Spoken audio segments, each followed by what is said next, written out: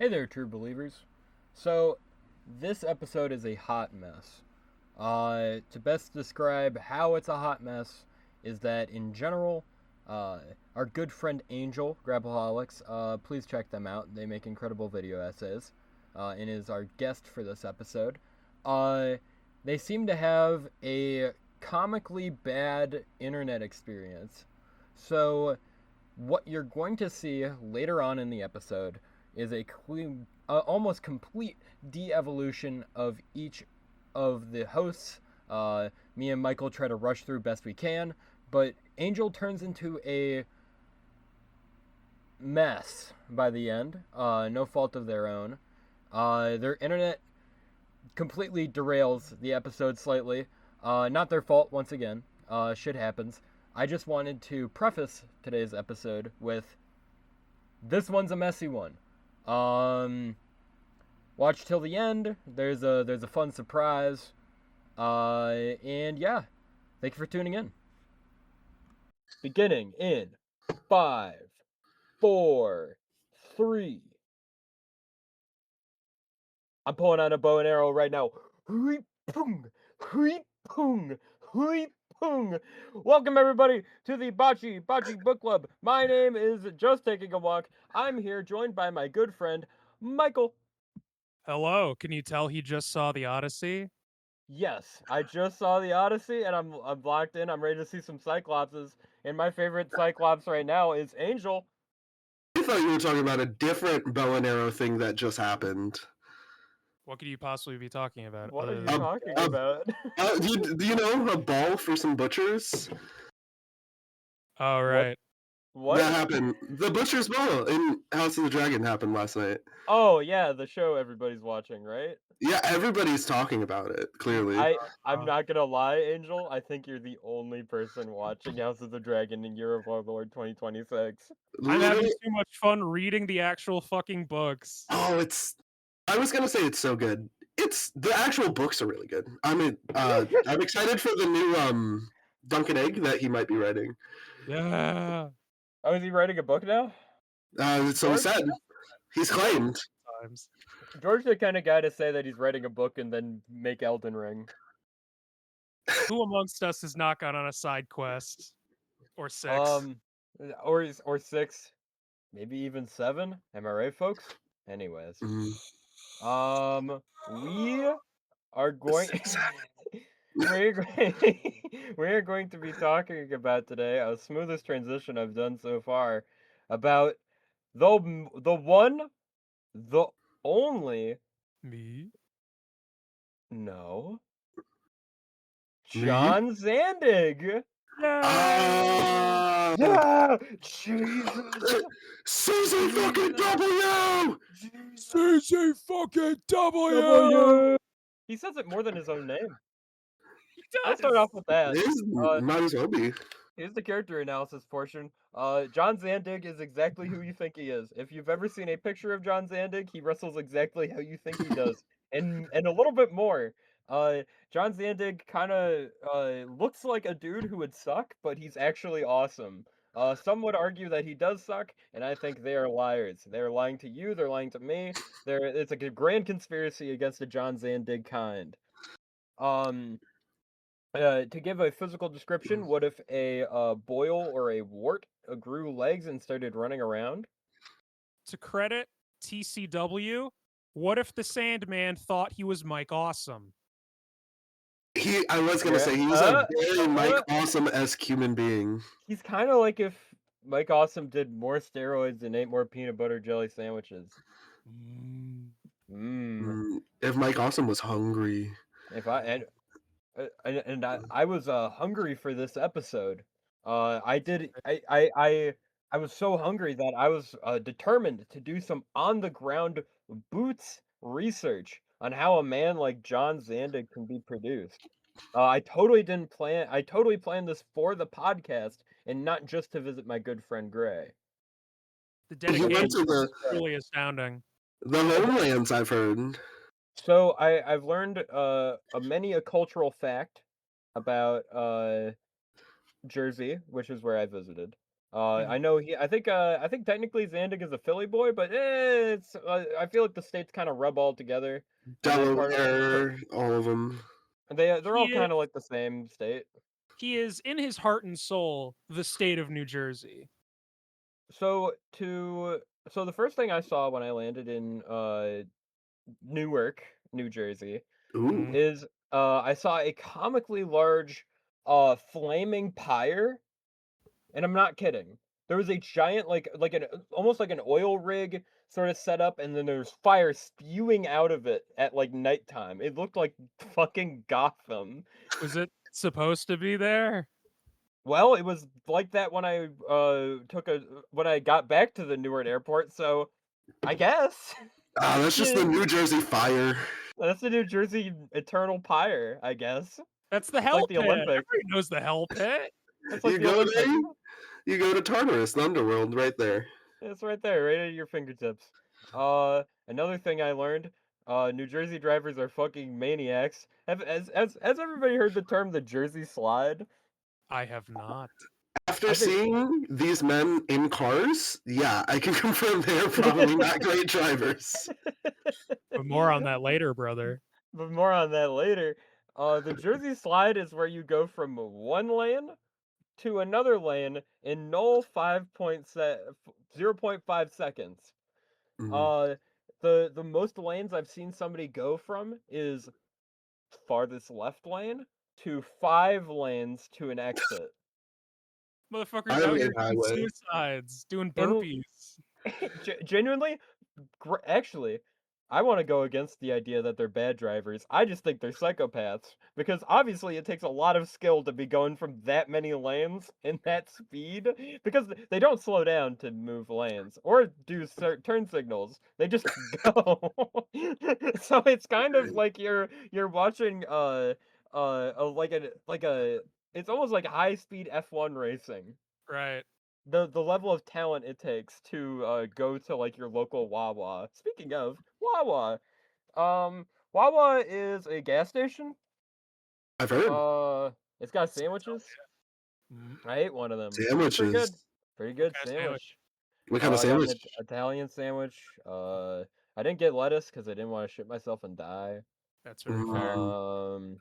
It was a good Italian sandwich. I want to shout out one of my good friends who orders a Wawa sandwich where they get it as wet as humanly possible. They order No. One extra of your mayonnaise, people. extra mayonnaise, extra olive oil, extra balsamic vinegar, and it's all an Italian sandwich. It is Man, basically a real soup. wet. It is It's You're the soup one from sandwich? Chicago. a brand new soup sandwich. Chicago style soup sandwich. Yeah, I'm dipping that shit. Sandwich. Dipping it in the olive oil. Oh, Oh, it sounds both disgusting and delicious. So just like New apparently that's what Jersey. they're eating. I guess that's what they're eating in Jersey. Um, Other cultural note, I saw a guy in a Walgreens pull out a wizard sword, like a blade, like a knife. Oh my Uh, god. So that was pretty cool. I didn't get shanked or anything, but it Did he was like hold up the sword? Or was he just holding it?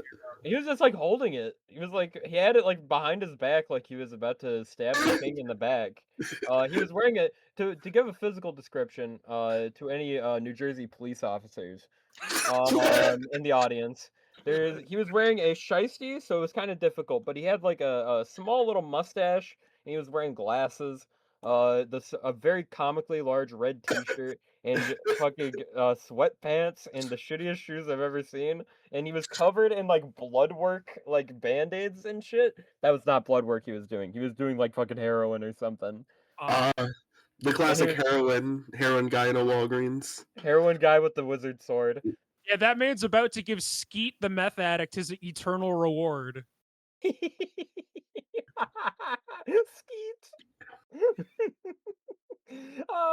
So that's kind of the environment that breeds a man such as John Zandig. Zandig, you would think he would wrestle less athletically, Yeah, right? He's kind of a Schrodinger's cat in that he either is a good wrestler or isn't a good wrestler, and it really depends on whether you watch the match or not. I guess True. depends on how you define athletic. He does athletic things. Does he do them athletically? That's a good point. I would say that it looks like a kind of a Herculean effort every time he does something athletic. I would say. He's a very attainable kind of athlete. Like, he he's does very- incredible things the way that you would if you tried them. It's But doing a true. cartwheel lariat, it would look exactly how John Zandig does it. He also has a moveset that is absurd. He just does shit for the most part, which It's is just- the most impressive thing. It looks at CCW's like undercard of like or mid card of like their super fucking crazy 360 leg drop insane people, and it's just like, yeah, I can do that too. Mm-hmm. I trained then them. he- Why shouldn't I be able to do that? He like he's just really strong, and he can just like hoist people up at any time, and like fucking like most people. I don't think He didn't drop anyone. across not to give him too much. No. He dropped a few people. Well, he dropped them. Okay, he does On drop people in purpose. the most absurd way. We'll get into it.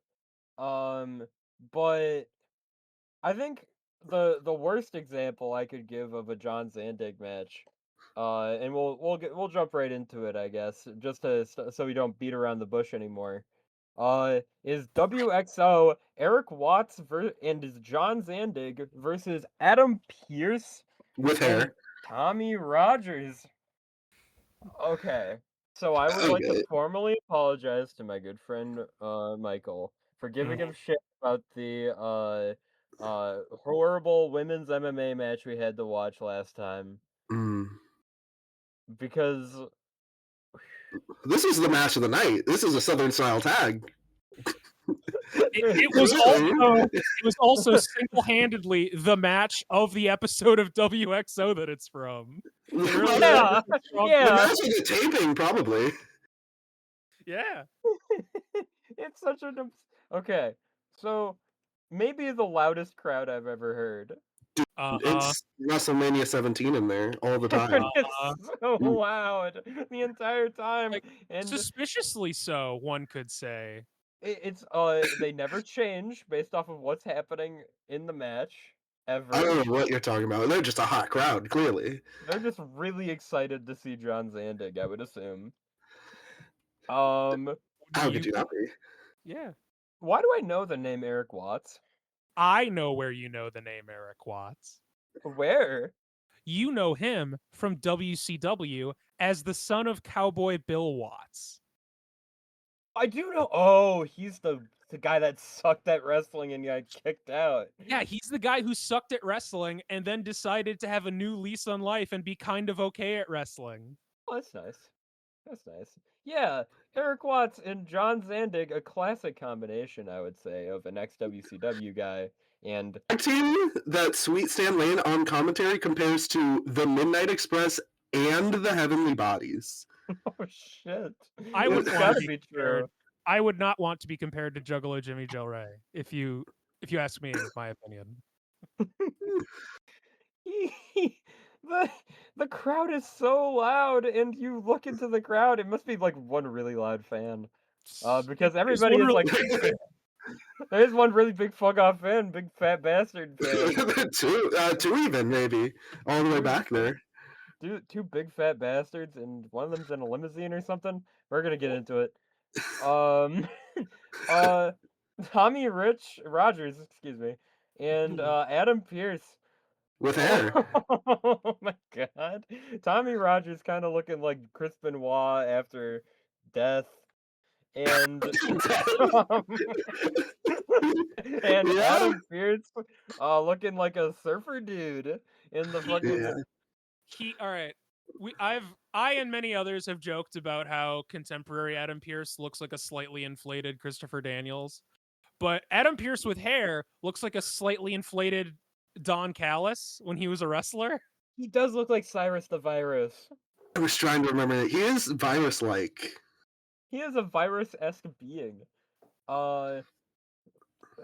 Whew. The outfit on Tommy Rogers doesn't do him any favors. Where it looks like they gave him knee pads that are bigger than his thigh. So And he the looks young like boy trunks. he looks like a little child. Is Tommy? Do I know Tommy Rogers from something? From the Fantastics. He's just like a very accomplished and respected like tag worker. Okay. Well, he And looks this terrible. this tag team's gonna be even better. He looks like a white Grand Hamada. Oh shit! He does. To get into the match a little bit, maybe. Indeed. Well, first, in shit. case anyone doesn't know what WXO is, Oh Indeed. shit! Yeah, I feel like that's important to establish. This is Ted DiBiase's Fed. yeah. He So ran a Ted Fed. DiBiase, Yeah, was running a Fed out of Chicago that I think only had one run. Or at one least it- taping. one taping. And Ted DiBiase wanted a family-friendly product, I believe. He wanted a family-friendly product and a real like get in the ring. Like these are real ropes. We don't have any mats, so it's like a real get in the ring and wrestle and family-friendly product. So here's your first match. Here's your first match with John Zandig. Now, all right. I, as well as anybody, when I first saw this, clowned on the inherent irony of putting John CZ fucking W mother effing bomb Zandig in the curtain jerker of your family friendly show. But here I am in front of God and everybody positing that this actually makes sense because John Zandig is a family friendly wrestler. Let me explain. Continue.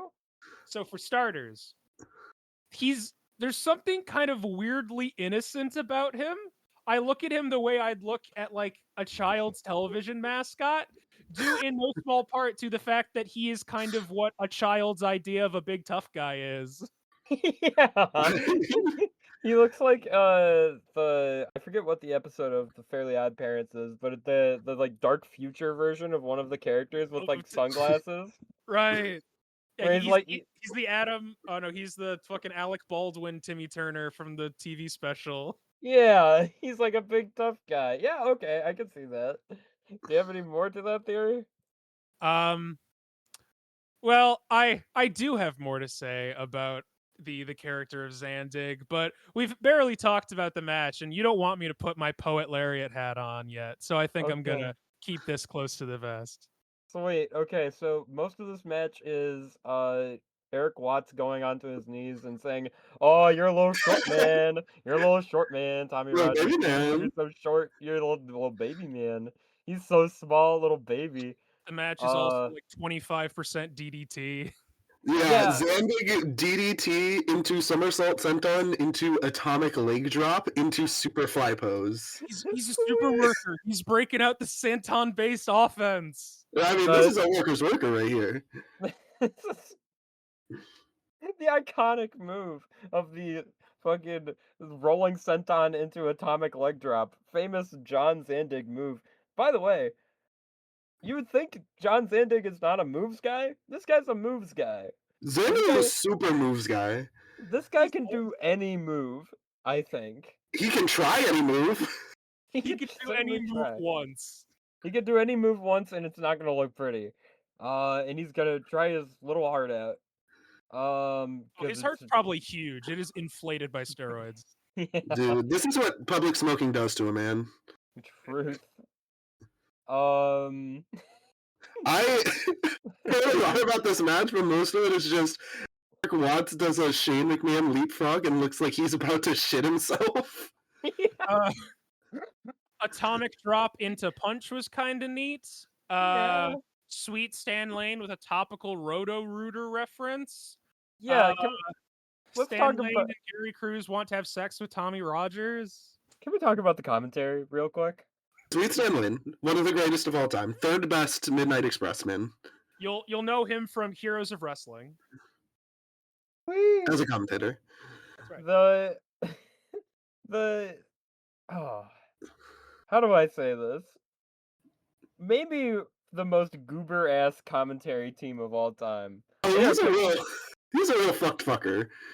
They are just picking their fucking nose, just talking about whatever at any moment, at any time. They might go, "Oh, that's an incredible move," or they might go, "Oh, Adam Pearce, if this doesn't work out for him, is gonna be a plumber." Ooh, What? yeah.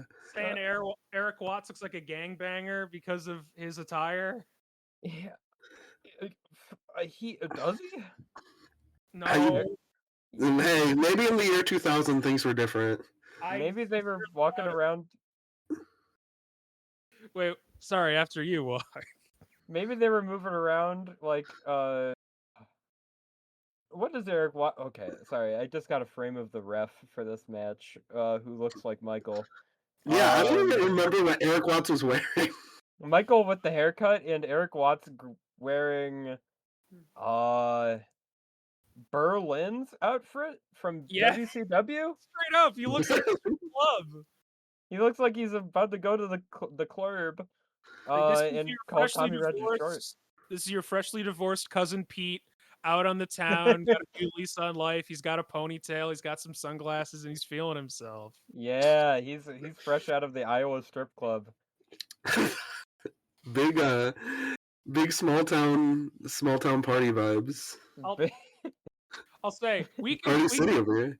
we can clown on Eric Watts all we want, and we will, because it's kind of a fucking shambles this match. But I will have infinite respect for him because he is one of the few people to actually get one over on Paulie dangerously. Oh, Have you heard this story? no. I have not. All right, so they did a few like tryout matches. Eric Watts did, and Paulie was impressed by his crowd work, like before the matches, and wanted to work off of the real heat that he had with Bill Watts. But Eric Watts was not stupid, and he knew just how much Paulie liked to give away money. So he said, "Hey, I'm only gonna work for you if I get guaranteed money and airfare because I know you're gonna try to fuck me over." And Paulie's like, "Yeah, you caught me. All right, so I'll be above board." And the next show, he fucked him. Damn it. And so Eric Watts is like, "Oh, you got me, Paulie. All right, here, I'll tell you what. I'll only work the next show if you pay me ahead of time." And so he waits for Paulie to wire him the money, and then he unplugs his phone, and they never see each other again. That's awesome. That's exactly what you should do to Paulie dangerously. Just throws his phone in the river and gets a new one.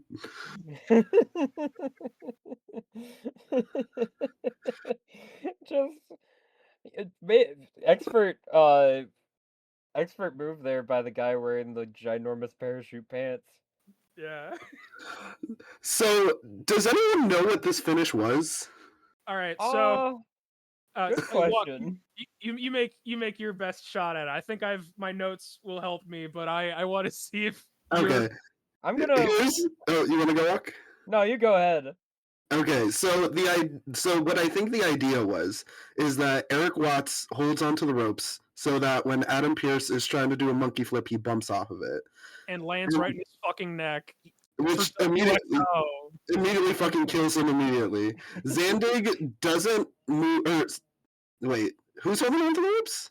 It was Watts, right? Eric Watts, yes. Eric Watts. So he doesn't really sell that he's blocking or anything. He just doesn't move at all, so it looks like Adam Pearce just fucks up the move. Yeah. And he looks like a big dumbass. Eric Watts pins Pearce off of the bump, which, mind you still take a bump when you do a monkey flip. No, really? And and Tommy Rogers. Oh my god! So he pins him off the bump. The back of the head. Tommy Rogers breaks it up, right? He kicks him in the back of the head, and then John Zandig comes in and does his super deadly elbow drop to the back of fucking Adam Pearce's neck, which super kills him, and then Zandig puts the other guy on top of Eric Watts. Thank you. All of these white names look the same to me. All these white people look alike. And then he puts him on top of the other one, and then that is enough to fucking kill Adam Pearce and get the 3. And then, then Sweet Stan Lane on commentary says the classic switcheroo type deal. this match is So, such a fucking. I thought that I was getting it, and then Stan Lane's like, "Oh, twin magic there." Twin magic and Eric Watts and John Zander. Look, I'm not gonna put this one against Stan Lane. He's doing his best. Oh, this is twin magic between Tommy Rogers and Adam Pearce with hair. There's twin magic in here. What the fuck's going on? And then Fat Snitsky, the fan in the crowd, doesn't approve. And then there's the silver Mercedes, who's in there. It explodes. So Michael was very kind in putting together a playlist for me with all of these matches. And Right. so the video of this first match cuts off right as the guy opens up the door. And Whoever so he is. whoever this mystery man is. And since I have YouTube Premium, Flex, I don't get ads. So it just goes straight into the next video. So it looks like the door opens up and then an immediate fireball into the fucking BJW logo. Speaking of that match, because I don't think we have anything else to fucking say about that last match. That was the worst match I think on the in-show history. That match is such a fucking mess. You liked that less than fucking Irma Verhoff versus Reggie Bennett? Man, at least I could go to sleep during that one. There was so much shit happening all at once in the fucking 9 minutes I was watching. That's very true. Jesus. They do not waste any time. They are going, and it is not good at all. You do the monkey flip off the top rope onto yourself. Still Adam Pearce. You land with 12-6 directly on your neck, and then get magically better after your partner kicks the other guy in the head. Yeah, Adam Pearce guaranteeing he's going to become Raw general manager 5 years earlier than anticipated for fucking WXO. I mean, he was planning on being a plumber, so his career pretty much did take a downgrade, I guess. Fair enough. Oh, Jesus Christ. I've never seen somebody monkey flip themselves. That is still such an absurd image. And Eric Watts on the rope, he doesn't like flip his head forward and like cling onto the rope to like sell that he was like he just literally just doesn't move a muscle. He just stays completely still. No, he used the force. I think fundamentally Eric Watts he's been done a disservice at pretty much every stage of his wrestling career. First, you have his dad trying to make him the new Dustin, and then putting him in a tag match with fucking Sting and the Great Muta and like Steve Williams and all this, and of course he's gonna suck shit through a straw, and now he gets a little bit better, and he's done his disservice by still being allowed to wrestle, because fundamentally I think he missed a calling in being a heel manager. Because pretty much every bit of heel work he does that doesn't need him to wrestle, he's great at. He's got a very natural charisma. He's all of his his little movements are very crisp. He's got a good sense of comedic timing. He easily could have been somebody's slimy manager, but no, he has to wrestle. Poor Eric Watts. It's so. I mean, the Tommy Rogers being short bit was hilarious every single time. Every time. Real good knee walker, that man. I don't know how he does it. It's incredible. I've never seen a knee walker so quick. But speaking of going quick, the next match we have is John Zandig versus Tomoaki Honma from May of the 14th in 2000. This is the truck match, right? This is the truck match. So I think Sorry, all I was gonna say was that this is the Bati-Bati Book Club first edition of the bonus round, because this match is too heavily edited for it to classify as his own match, so we just put it in there because we want to talk about it. Yeah, this match is ridiculous nonetheless. I mean, the highlights we got are absurd. So I think one of my favorite traits of Zandig's is that he loves a good spot. Got a brilliant mind for them. He's got a genius mind for absurdly elaborate and stupid spots. So I think the idea behind this match was what can we do with a ginormous pickup, like a moving truck, I should say. A semi-truck, like almost RV-esque. Yes. What can we do with that in a wrestling context? Well, it has to be outside, number one, with where you can see. I believe this is like it looks just outside of Tokyo or some big city in Japan. I'm gonna say Tokyo because it's Yeah, a safe bet because it's humongous. and there's like a bit of Everywhere. like an urban sprawl you can see just out of the corner of your eye. Yeah, and you Yeah. see a horde of people surrounding this ginormous HWO truck and Which is blue. the The blue the man group, blue HWO, which I really thought said BWO. If which would only. be sweet.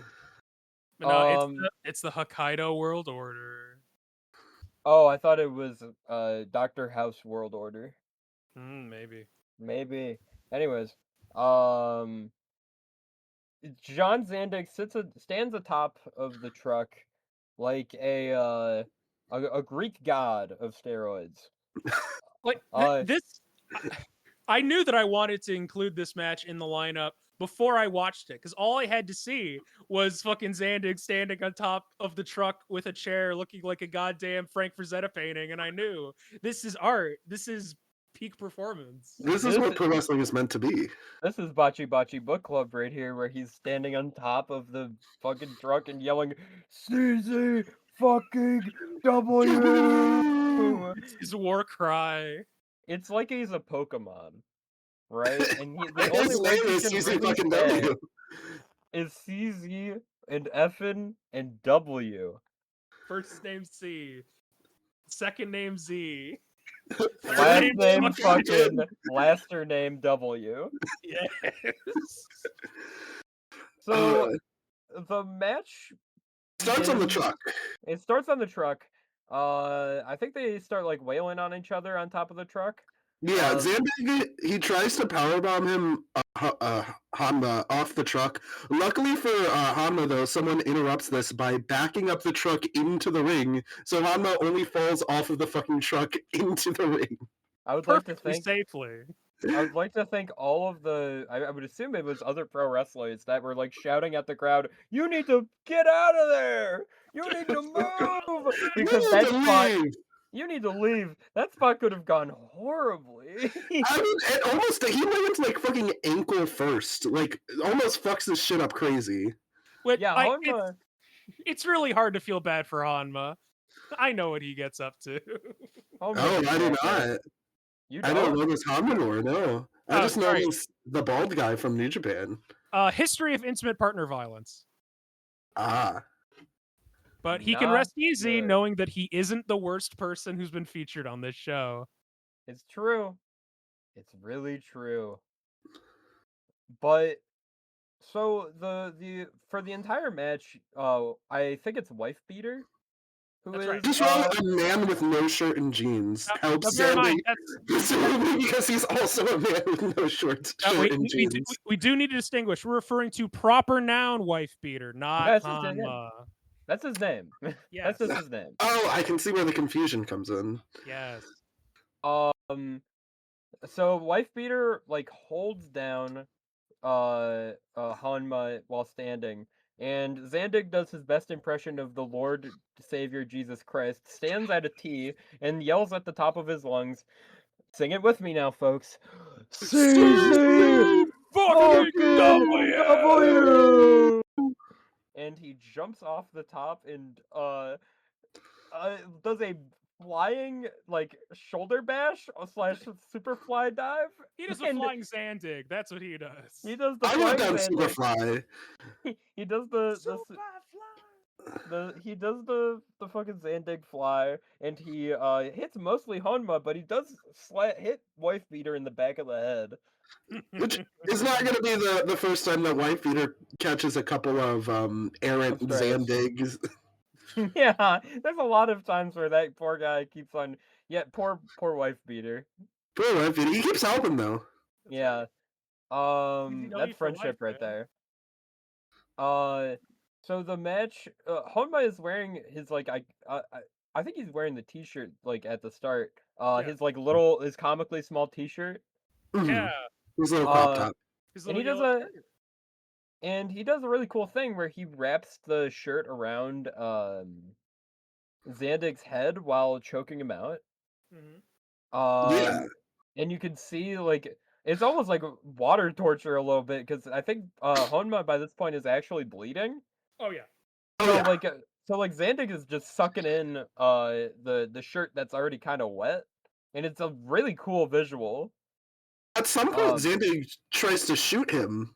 Yeah, there's like some Matrix maneuvers with the staple gun. But then, Oh, like, yeah. the structural integrity of the gun just collapses in on itself. Right. That is He really tampered funny. with it. Like Or Zandig something. just like pulls out the staple gun and fucking Honma is doing like that. You can see the young the burgeoning relationship between Zandig and Honma as a dynamic duo. As Honma starts like Zandig I don't think understands how staple guns work, so he does it from a range. He, like, far away range shots him. Now, Walk, you'll notice it's called a staple gun. What You to know do what? with gun but shoots? Huh. That does make sense. I Maybe didn't think Zandig about that. knows one kind of gun more than the other. He's shooting for real. Like the wrestling term. But then when he tries to get up close to, like, do the traditional wrestling staple gun, he just, like, the gun collapses in on itself.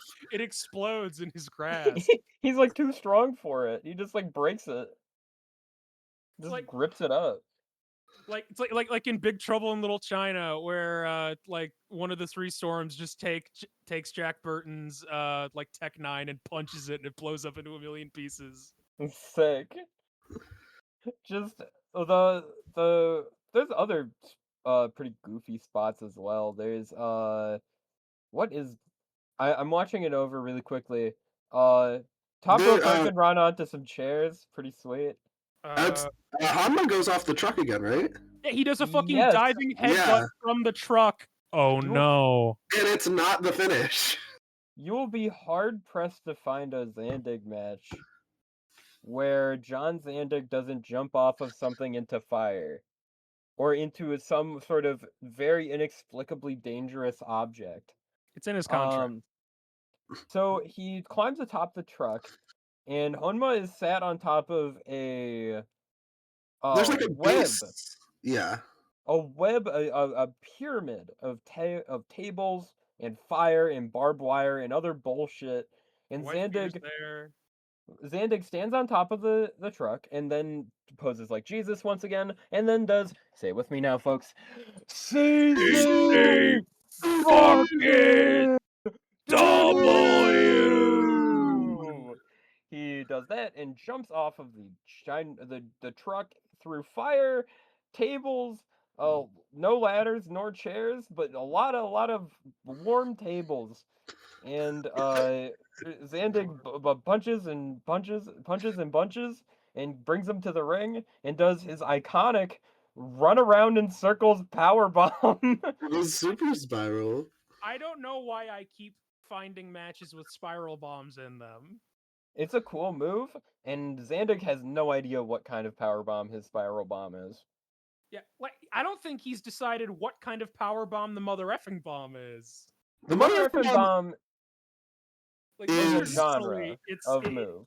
Yeah, like most commonly it's just like the gorilla press like throw. Yeah, the gorilla really, press. It's whatever he says it is at the moment. Mother effing bomb, and then it's like a sit out Michinoku driver.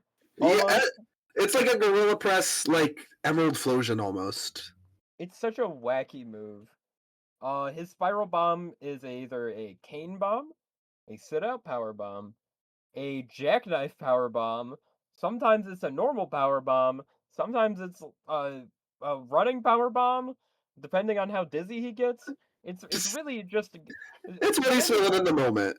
Yeah, Zandig kind of just has like genres of moves. This is another reason why he is a family-friendly wrestler, because this is what you would do if you made a creator wrestler in like Raw versus SmackDown. You'd give him like 18 different variations of the power bomb. You have John Zandig half on fire, bleeding, and Michael just sitting there. This is a family-friendly wrestler because of his power bomb. I would let my infant watch a Zandig match the way my parents let me watch Baby Mozart is all I am saying.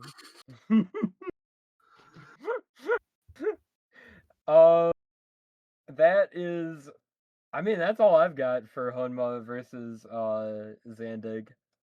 It's just kind of Yeah. a ridiculous little edited down tape that we all received in the mail. Mhm. So that Uploaded by a person I presume is very handsome. Yeah, right, handsome. Not handsome enough to find the full match, but still pretty handsome. Right? handsome enough to referee WXO's Eric Watson, Zandig versus Adam Pearson, Tommy Rogers. Maybe. Maybe. Okay. I'm cutting this part, but I need to drink some fucking water. You can hear it. I don't know what happened. I became really hoarse. There's a horse stuck in my throat. Oh my! I'm realizing that my notes are like most of the time corrected Hanma to Honda. That's funny. Like Yeah, a car. bro's drinking a pygmy stallion because his throat's a little hoarse. Okay, we're back on.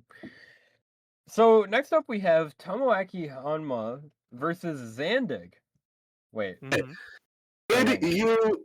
It's Oh, deja vu all over again. Now hang on, I think I've seen this one before. It's Tomoaki Hanma versus John Zandig again. So this match is did you guys watch the video package? I did, and I didn't understand a word of it. It came to me as a tragic love story between Tomoyaka Honda and a referee, and also Jun Kasai. That's right. Like any good gay romance, there's always Jun Kasai.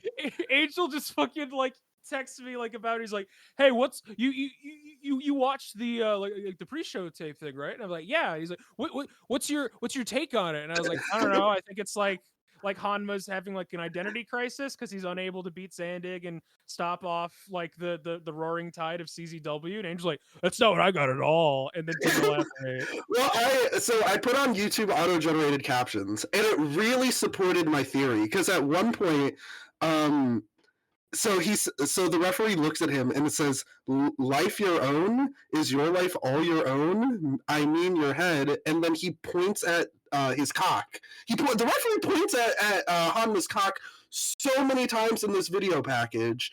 And then at one point he says, "You don't understand." Then it gets cut off, and I can only presume the rest is, "We could have had a good life. We could have lived a good life. But what do we got now?" Zandig Now came we're working at between us. BJW. We're putting the BJ into BJW. Oh, and so what? I think there was a stipulation to this match besides the obvious stipulation, because at one point Hanma says, "If I lose," and then the YouTube cuts out, and then it says, "Strip it off in front of everyone." Well, in that case, this is the Sport of Kings. So I wrote down, this is if Tomoyaka Hanma loses, that he will have to either set himself on fire or take out his whole shit. His whole cock and or balls. His whole everything. Yes, he's stripping off in front of everybody. That's a line that I wrote down. His peanuts. One of the other things that I noticed about this promo package is a thing I noticed about a lot of early Hanma matches, that it's really jarring to hear his voice pre-larynx crushing. Yeah, he doesn't sound like a ring just wraith. Just sounds like a guy. Sounds like a dude. Sounds like one of the lads. And he's also got hair. Yeah. He looks like Josuke here. A little bit. This match is awesome. It is watching two stipulation. Oh, sorry, go for it first. The stipulation, well, if he's getting stripped, then he's probably getting stripped of the belt, right? Yes. Oh, is it? Because it's a belt. It's a title match. This is for the belt. For the hardcore title. I really thought he was like, he had to get naked or something. No, jackass. Hang on. Give me a minute. Your yaoi got in the way. I think I have a T-shirt with Zandig with the belt. Hang on. Yo. Hang on a second. But what I was actually talking about this part, but I'll have to. I'm gonna look for it really quick. But yes, indeed. Lovely audience. This match is the first and only of its yeah, kind. hang I on. recall. Is this The it? salt What? and lemon and mustard death match. And wasabi. The wasabi paste as well. Yes. Nope. I was wrong. Gary, I was wrong.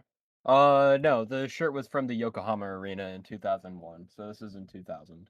He mentions the Yokohama one at the end of the Matsunaga match next, but perhaps I'm behesting too much. No, that's perfectly fine. This match is awesome. It is two dudes riffing on death matches. Literally anything, they are just throwing anything at the wall, and they're just kind of going with the flow for like the entire time. It feels like every missed spot kind of like flows into the next one. Tamawaki Hanma has a really good grasp on like flow in a death match. Like he nearly trips on the salt like 5 times. Yeah. I think there's a good moment where I think he pours out the salt and misses it. And the crowd does not react at all because they're like, "Oh, this guy fucked it up." But then he pulls out a lemon and then he just like rips it open and dumps it on Zandig's face to get the crowd back into it. It was incredibly very good understanding of flow. Yeah. And so yeah, this really is like, as you mentioned, you know, like a pinnacle of deathmatch wrestling, not only for the pacing but also just like because like of the gimmick, and it's all death matches have stupid gimmicks when you lay them all out like that, but very rarely do death matches really go places with their stipulation the way that this one has. This isn't just a couple of guys like walking around and hitting each other with the new like fancy plunder item. That they get really creative with their uses. Like, yeah, like we're throwing, like salt on our opponent's backs after we throw them into barbed wire. Yeah, we're like putting lemon into their wounds, but also, we're taking a bite out of a lemon and spitting it at this fucker ringside to get him out of the way. We're throwing salt Mr. Fuji style. We're using a lemon to get salt out of our own faces. It's great. Yeah, he squeezes the I don't remember which one of them, but they squeeze the lemon into their eyes to try to wash out the salt, and I'm like, there's no way that's helping you. That's making it worse, dumbass. Maybe it counteracts it. I don't know. Just dump an entire fucking lemon on your forehead. Why not? Yeah, I wrote down a bunch of stuff. The first thing that I wrote down was Zandig attempts to employ the use of pocket sand. Very pocket sand heavy match. That's right. Pocket table salt, if you will, instead of pocket sand. Very true. I think he does like a sumo like sand toss.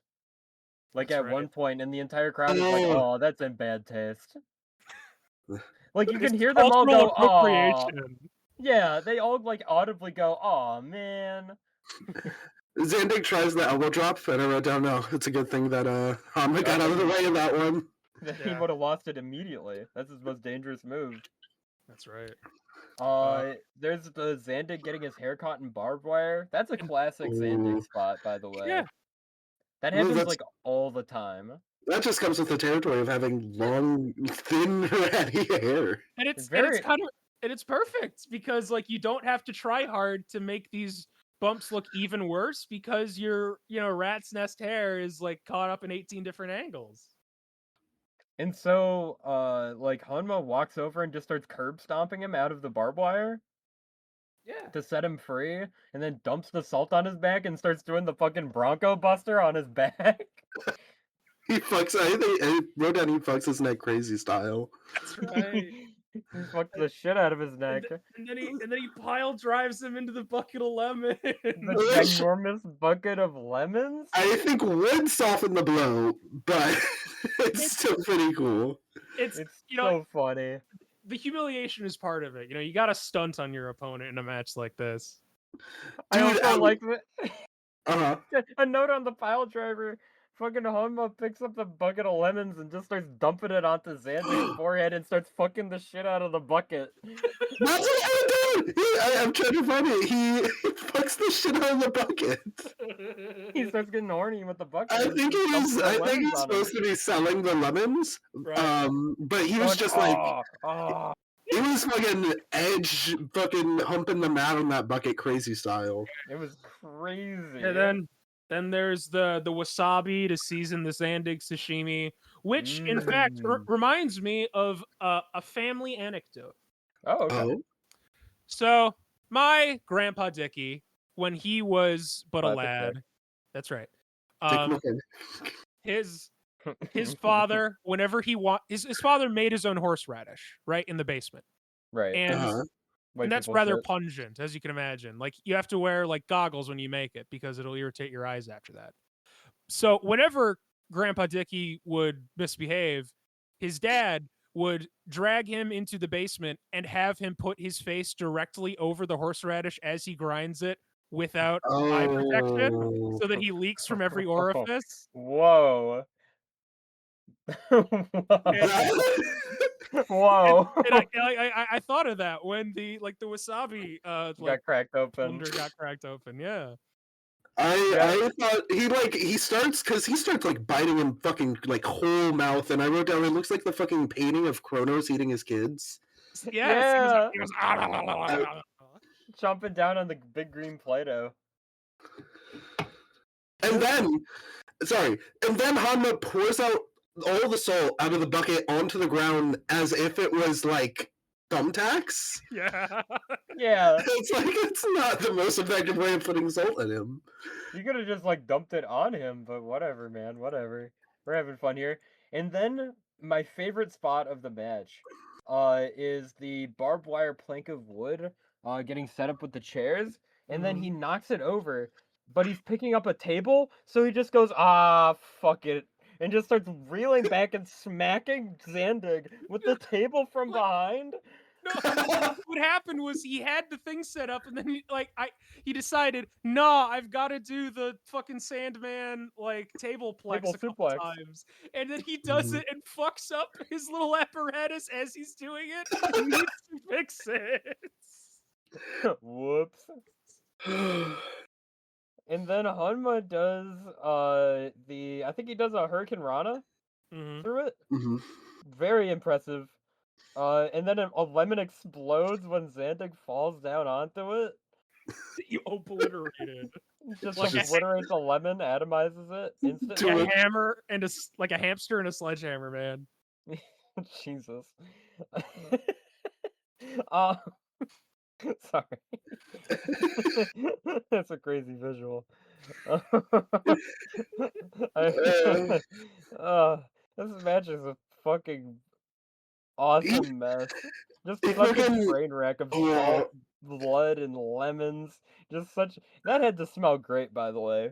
Oh, incredible. Oh, it's so yummy. So fresh.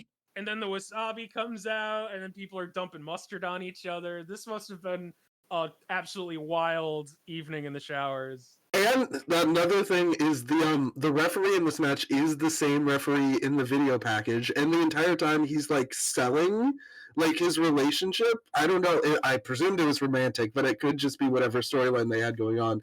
But if you look at the referee, he was a crucial, like his emotions in this match were like very, very played up. Good referee work. It's like that DDT spot where they go for the cover and the ref can't do it, and it just cuts the video package of the DDT ref going on a date with the wrestler. Right. It feels a lot like that, almost. But yeah, just because he has to watch him. Oh my god, Zandig fucking motherfucking bombs Hanma off of the top rope onto the fucking floor. Yeah. It is ridiculous. Onto the floor with a barbed wire board. Like, hot diggity dog. Fucking insane. And then after that I wrote down, John Zandig has a poor idea.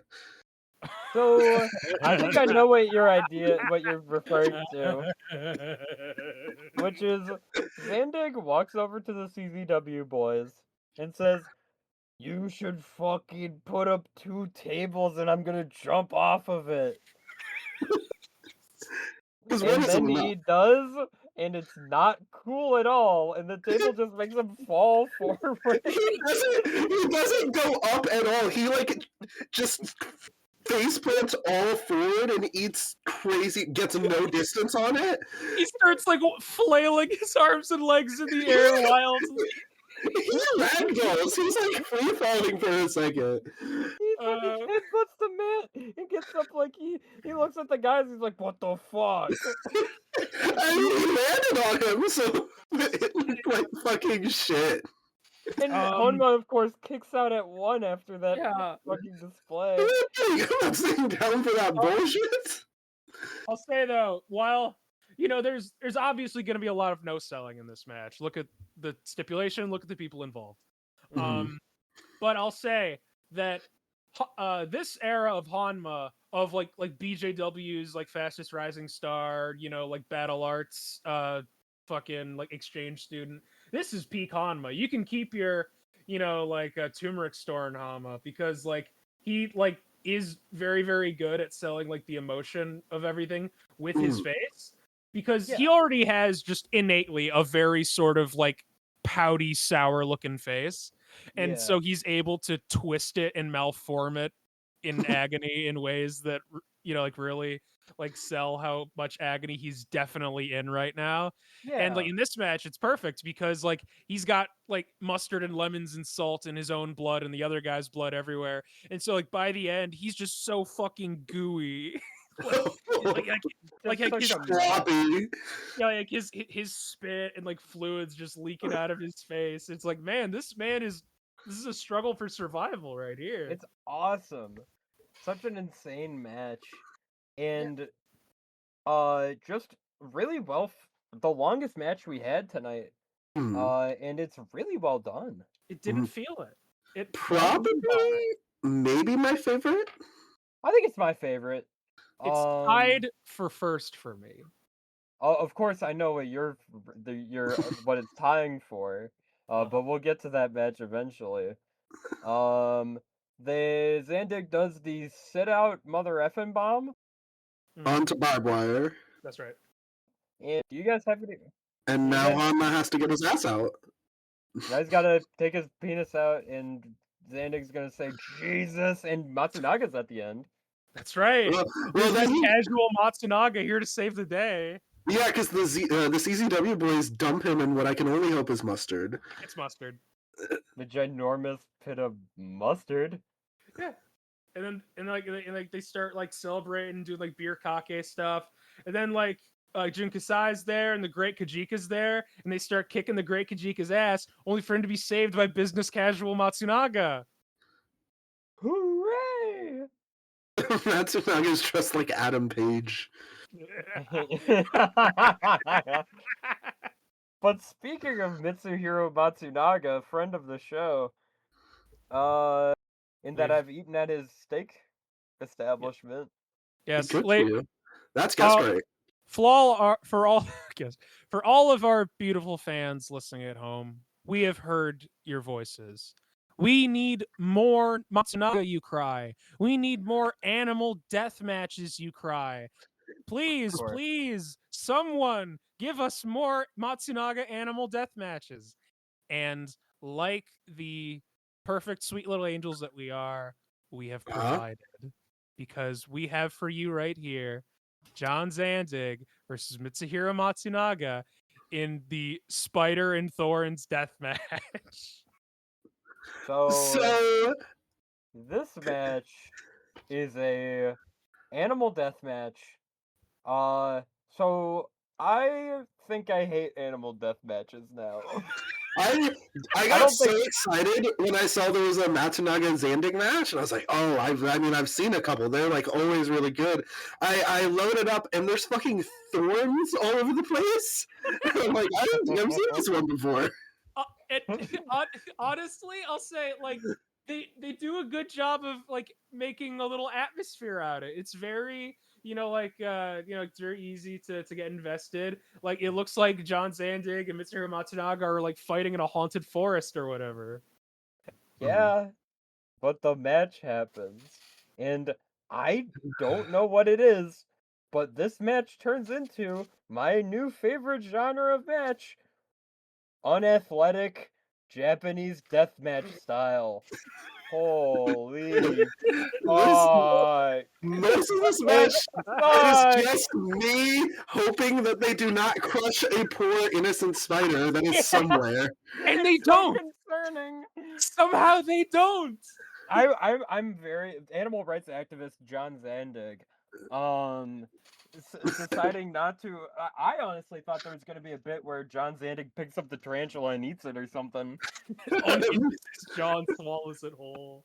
It just, uh, by the way, John Zandig in rare form, ginormous steroid gut, kind of weird V-taper almost, in this one still I have of him, where his bubble gut kind of turns him into like a Gumby-esque shape. I will show. I'll post a picture of what I'm referring to. I have He's in rare sorry. form here. I have a theory that his steroid gut is the source of his power. True. Because Matsunaga gets him in the shittiest sharpshooter I've ever seen later, and like it does real damage. Like, oh, that's because he's hurting the roid gut. Of course.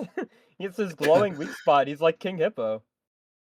Yeah, much like Swerve Strickland and Bianca Belair, he has the crazy six-pack gut crazy style. 100%. Well, Bianca Belair is just pregnant, so it's a Is little that different. I'll believe it when I see it walk. She's just pregnant.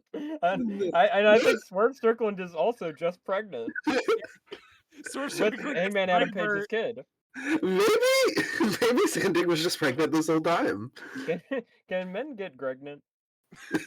If This Dilbert has match, taught me anything, it's that Stone Cold Steve Austin can proceed over your child hearing.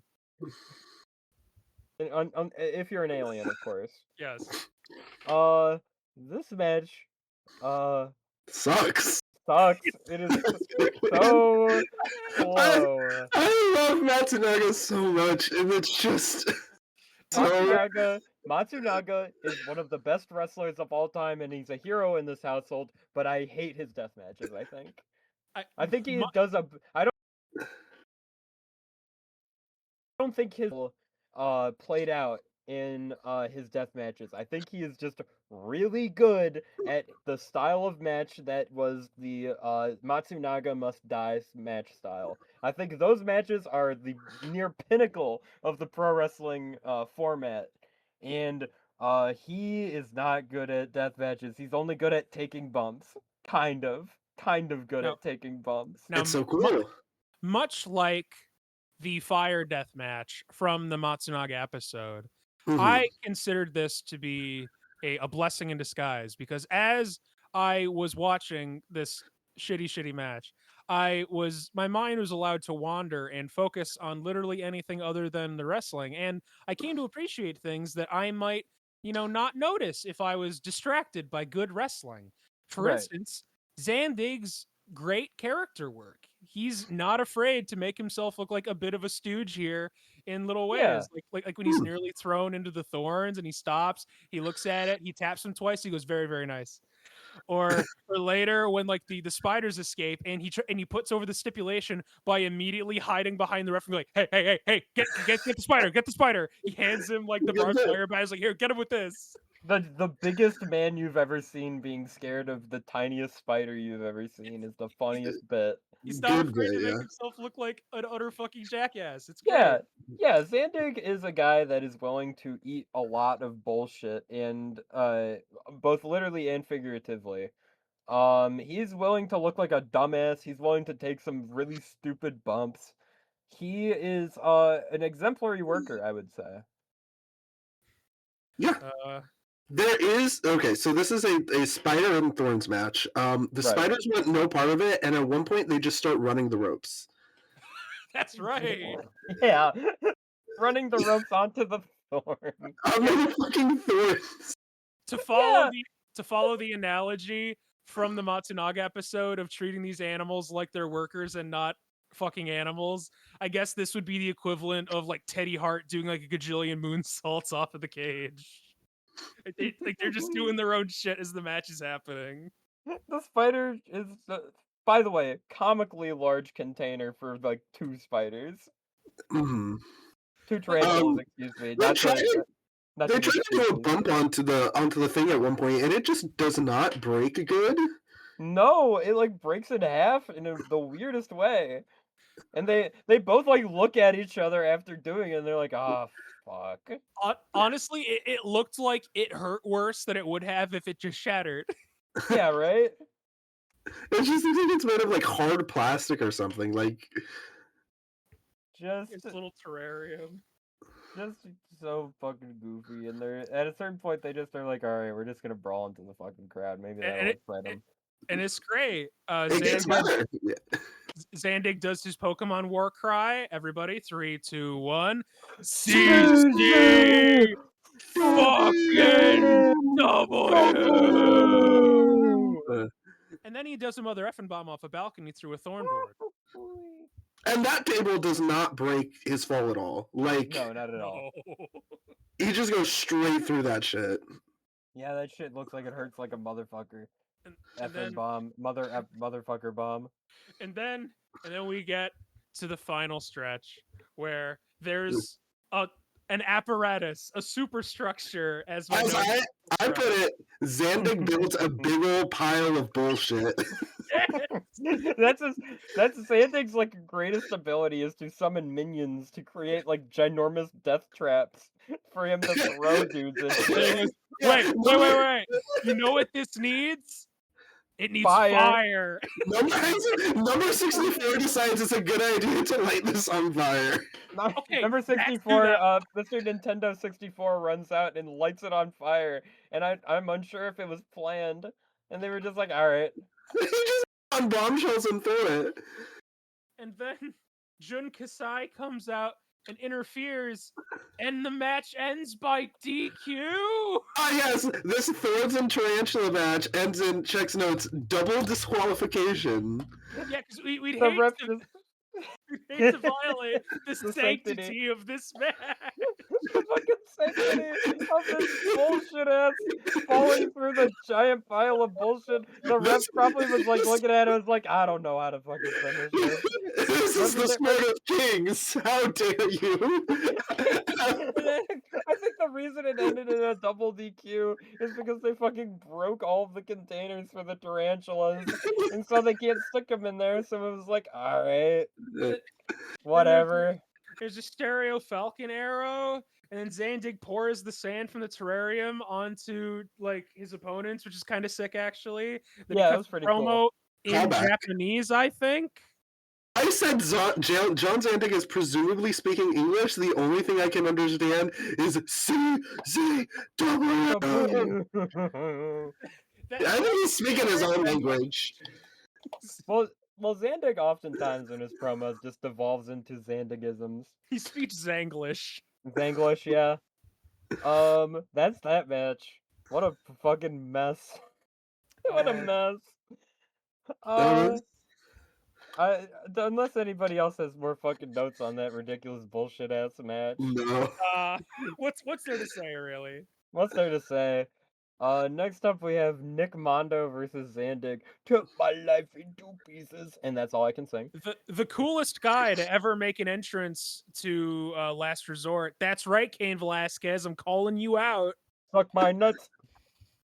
Yes. Nicholas. I say suck my nuts to a guy who went to prison. Maybe that's not a good idea. Yeah. Well, I guess that was pretty cool. You know, like what he actually. No, wait, no. Maybe probably I shouldn't endorse murder. Yeah, don't say that. Cash Harlan saw that, or what the fuck? Cash Wheeler saw that. I was like, yeah, I do think that's pretty cool. And Michael was never brought onto the podcast again. Hey, Angel, how do you feel about becoming the new co-host? I'm running out of people. The last one died in a tragic martial arts accident. That's right. I sure hope he comes back from his home planet someday. Anyways, Nick Mondo is coming out. He looks like what's his face from It's Always Sunny in Philadelphia. He does look like Dennis. He looks like fucking Dennis, and then a dude with a sign shows it, and It's it's like berserk. it's like Baki Nick Yeah. Mondo. It's like Nick Mondo's kind of sick, as the name would What? imply. Sickless Nicholas. Say So that does one Nicholas. more time. Yeah. My notes here say, Nick Mondo looks like CM Punk if he did drugs, and not respectable drugs like heroin or cocaine. This is CM Punk if he huffed spray paint out of a balloon behind the gas station. And if he was awesome. He's the Iron Man champion here. He's so cool. What does I that don't. mean? Like that is that the one with is that the one that like a bunch of like comedy Japanese I wrestlers don't. won? I don't know if it's the DDT one. I think CCW also had an Iron Man championship, but I don't know if it existed yet. Cool. Okay. Because this is Tournament of Death 2. This is a world in which Nick Gage has never died. Right. Okay. Yeah. Alright. You gotta Oh. turn it around. Turn it around. To an motion to have a tic-tac-toe board of light tubes brought out and added to the Ultra Table Tower of Death, and it's done so very carefully while the commentary screams, "You gotta turn it around!" Pivot! Zandig fucking hits his ult immediately instead of doing it at the end of the match. It's just like, we're gonna set up some fucking bullshit and jump off of it. Like, okay, this match is barely a match, for the record. This match is a spot. This is one spot of a match. There's like technically moves, I think. Like there's like a handful. So, what was the stipulation to this match? Because I am still confused. First guy to fall through the bullshit wins. No, the light tube log cabin death match is basically a 2 out of 3 falls match, where if you can make your opponent break the log cabin twice, you win. There are 3. Your opponent's got to go through 2 of them. But Xander puts them through 2 of them. Well, we'll get to that. I can only count to 1. I can only count to 1. So Zandig and Nick Mondo, I think I don't think they lock up. No. Oh, they do lock up. They do collar and elbow lock up. And Sick Nick pulls out a cartoon like plastic bat. And the rubber baseball bats. Yeah, with thumbtacks. I'll say deathmatch logic is incredible. It opens a whole realm of possibilities because in most cases, a wiffle ball bat is not a very intimidating weapon. But if you put thumbtacks on that motherfucker, instant danger. At one point, Zandig does start chopping Mondo with one of those plastic like rubber chickens, and I think it's just a normal rubber chicken. I don't see anything on it.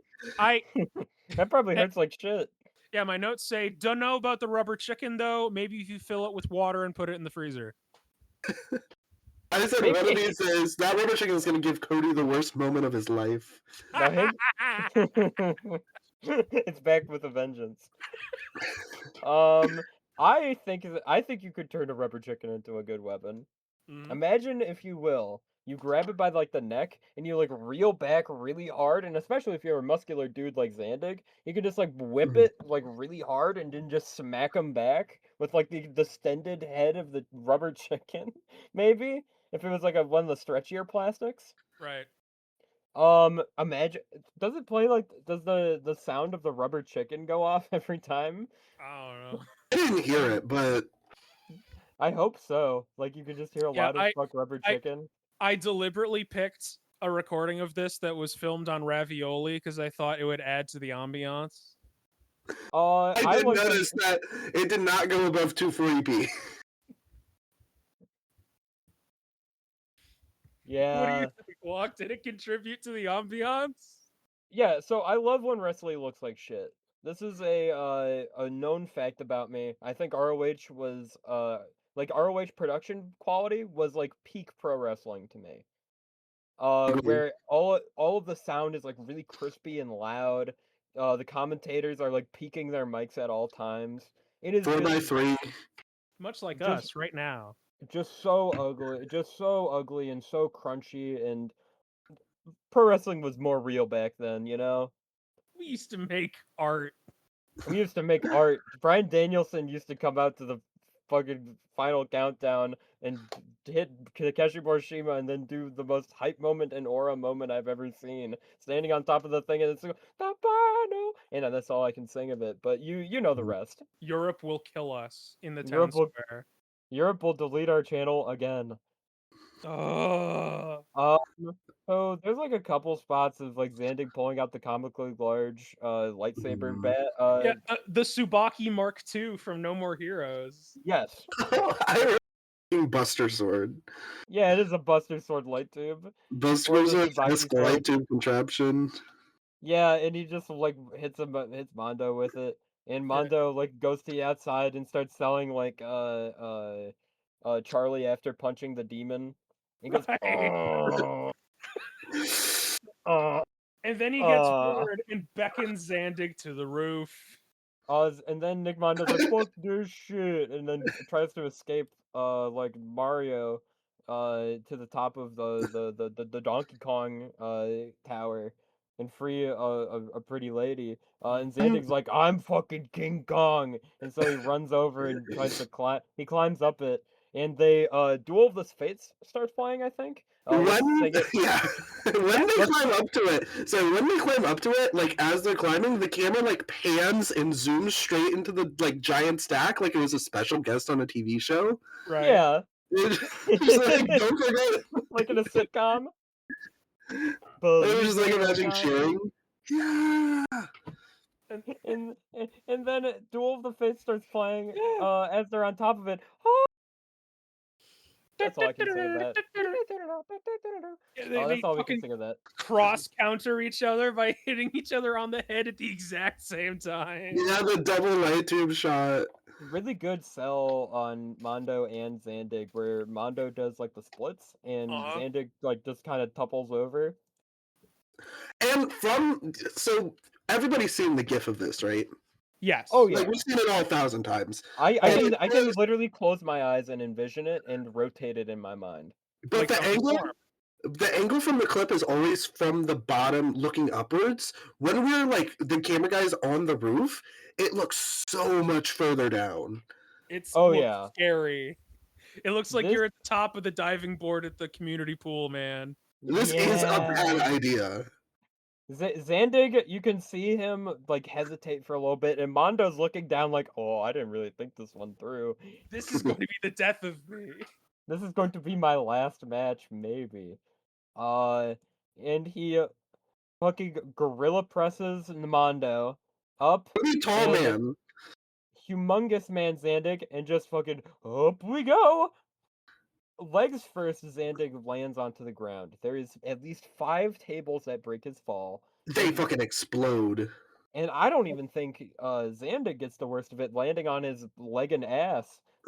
Mondo gets dropped down, like, onto his back. No shirt. His back was already fucked up. Yeah, you will note that Walk said that Zandig broke his fall. Yeah, so... Zandig broke his fall, yeah.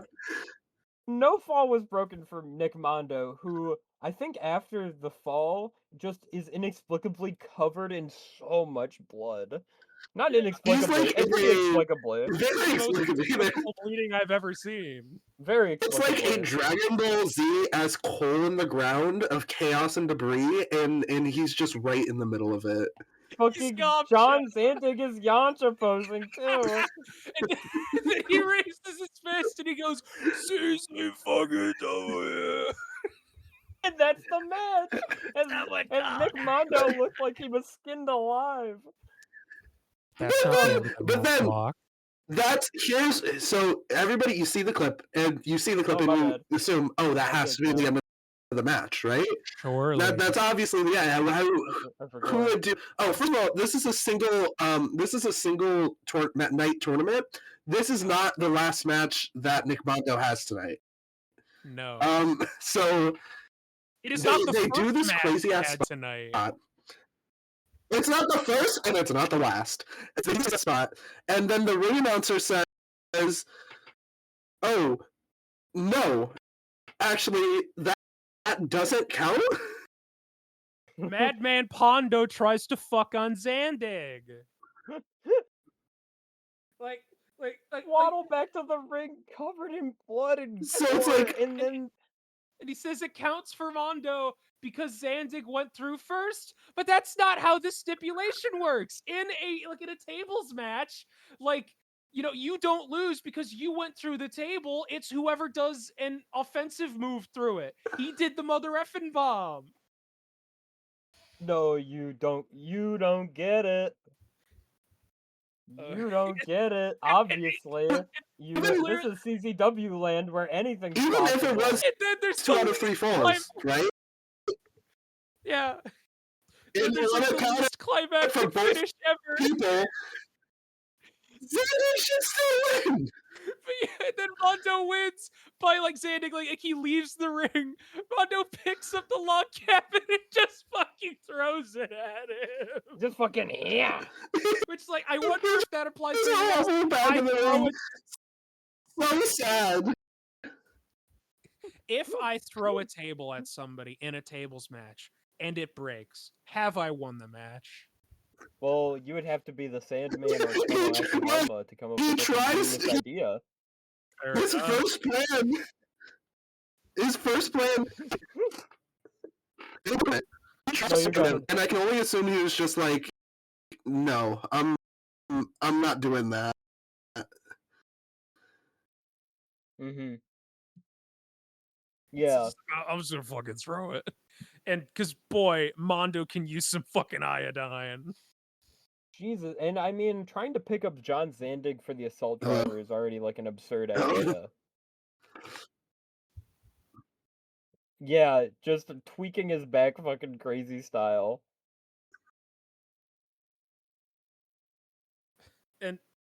And then history was made, I guess, because Yeah. this is the CZW moment. If anyone would ever see you, someone call 911. Yeah, Go 911! and it would not surprise you to learn that after somehow going on to win this tournament, that Sycolis Nicholas Mondo would retire from in-ring competition. Was it the first Tournament of Death with the wife beater Mondo match? That it was. Okay. So what the fuck match did he have after this? I forget. I'm gonna look it up. Tournament of Death 2. Like, he fucking wins. This like spot happens, doesn't finish the match, and then the guy who takes it goes on to win. But of course, he faces Ian Rotten in a 15-minute match, which is of course a 200 light tubes and barbed wire ropes match. I don't know how it could be anything else. Of course. Okay, I think I'm gonna break flow really quick. Angel, are you still there? I think Angel might have died. I think Angel died. Ladies and gentlemen, I think this is the first time that a host has died midstream. There will be a benefit this weekend. I will remember. Okay, that's all I can sing. Okay, Yeah. bye. Welcome back. Angel? Angel? Angelito? Angel, please come to the door. Should we just start talking about the next match and then just like wait for Angel to go over? Like, is this gonna be the episode? Because I think that's kind of really funny. I'm gonna include this. I think we are near feature length. We can't stop now. We're doing it live. Fuck it. So for the folks at home, I think Angel just had exploded. Angel, we can't hear you for the record. Like just posted in general. I think I disconnected. Lol.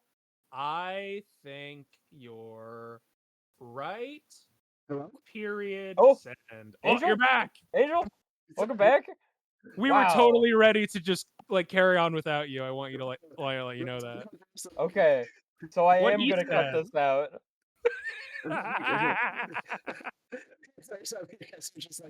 What the fuck has happened to your mic? Someone's scrambling your feed. Oh no, Europe found us. No, Europe is onto us. totally can't understand you. This is truly the final countdown. This is the worst thing that could happen to an audio-only format.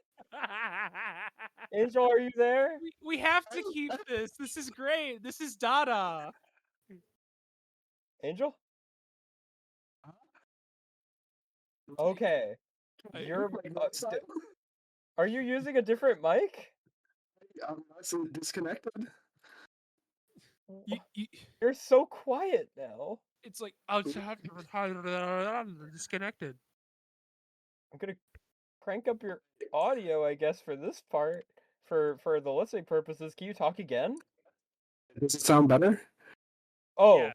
okay, that's much better. I Wow. just turned it up. I have no idea what happened. I think they got me. I think they got you. Quick, we gotta talk about Zandig versus JC Bailey versus Nick Gage before they kill us. Before they kill us with guns. Okay, so this is the infamous junkyard death match. Ultraviolet Underground. The Ultraviolet Underground, which I think was a underground like a kind of a tape series they did. Yeah. Which was basically just what if we put CZW matches into wacky locations. So this is a wacky location, that being some Philly junkyard? Yeah, presumably they knew a guy with land with refuse in it and asked, "Hey, can we wrestle?" And they said, "I don't care." And so they did. So this is JC Bailey, Nick Gage, and Zandig. This match is okay, it doesn't say it officially, but this is basically just a 2-on-1 tag match. Pretty much. Where What is it? Where Nick Gage and JC Bailey try to do guerrilla warfare tactics to kill John Zandig. Occasionally arguing with one another in really funny ways. Yeah, it's like a cartoon henchman where they argue at each other. It's very funny. 100%. I think it's important to know before any of this continues. The gate for this show was 0 people. True. Yeah. There's no people. There's no commentary. It's just we're watching 3 idiots kill each other in a junkyard. It's incredible. There's a point in this match where it just gets so sad.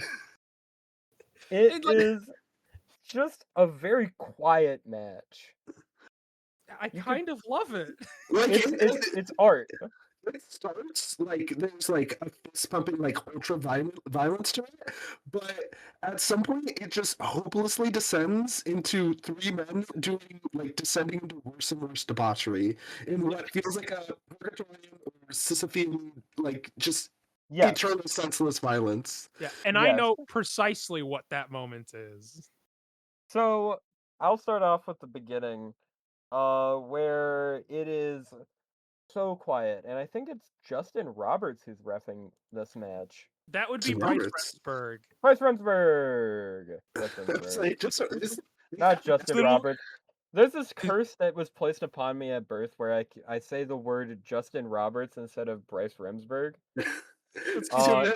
You see them in close proximity so often. You watch so much Dynamite, brother. It's true. It's Wednesday night, and boom. Bring the boom. Yeah.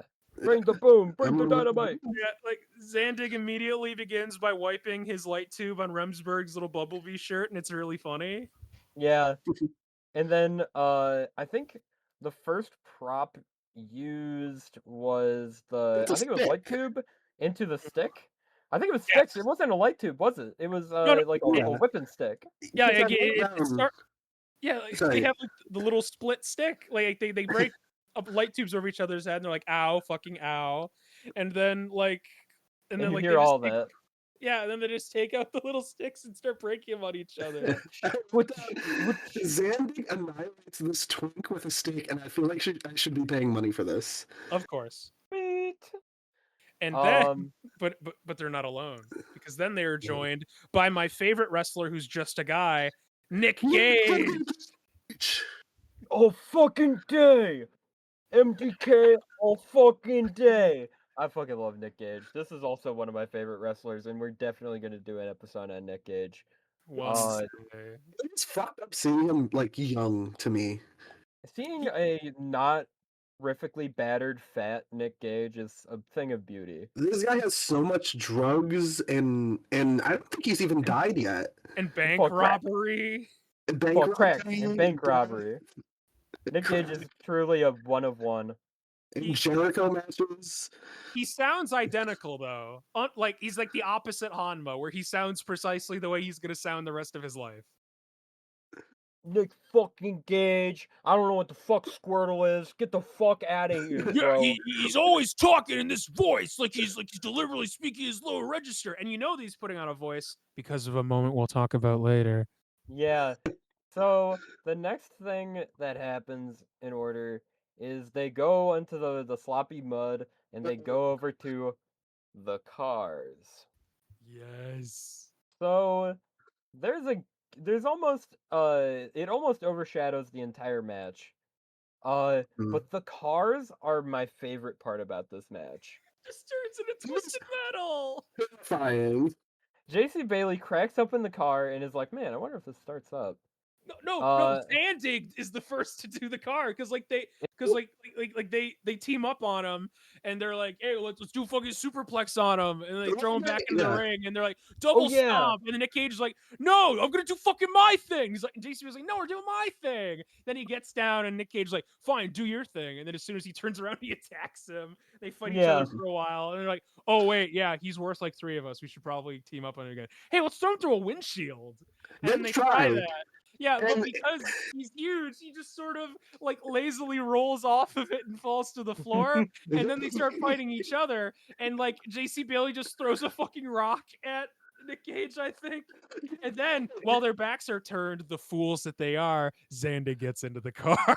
No, so before that, so they try to throw him through the windshield. It doesn't work at all. Bailey immediately betrays him. And while he, in the middle of being betrayed, Gage says, and in response, Bailey says, "Sorry, bud." We're not going to be able to keep any of that, are we? No, we're gonna keep it. I didn't understand a word you just said, Angel. And it sounded like a horde of locusts were trying to do an angel voice. So I really hate to just whatever you said. I'm sure was very insightful and good I agree. commentary. The disconnection did, and EMP got fucking dropped on your phone or something, and it completely scrambled your electronics. But watching Zandig in this match is like watching a grizzly bear or like a Kodiak bear, because like you see these two smaller animals try to attack him, and it's like nothing really happens. No. It's like watching a force of nature. Yeah. And it's funny because like every now Angel died. Oh, Angel's dead. Angel back. That's the Hornets again. Yeah. It's the crazy voice. It's still crispy voice. Yeah, they get into the car. This shit rocks. Zandig hits the car in front of them, and they all go flying. And then JC Bailey gets into the car. They start fighting, and then Nick Gage's like, "I don't want to be left out." And they're all in cars. They all go in the mud, and they run after each other. It's kind of sick. Then it's so funny. Bailey gets out of his car and fucking threads the needle with the light tube right into the open window to hit Gage right in the fucking face. Perfect toss, just mercury splashing directly into Nick Gage's face. Yeah, it's kind of awesome.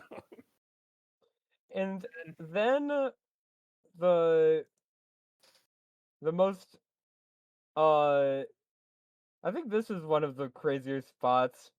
Zandig goes over to one of the parked cars. Mm-hmm. And does a buckle bomb through the back of a like kind of pickup truck. I don't know what this car is called. Like the like sedan SUV, or whatever. Sedan or whatever. And it just a huge break with one of the windshields. Mm-hmm. Yeah. I think you start to hear Nick Gage's real voice. Yes. He like begins like whimpering in pain in a decidedly unbadass and decidedly unextreme way. It's like, it's like he's like, it's like, oh, that man's grievously injured.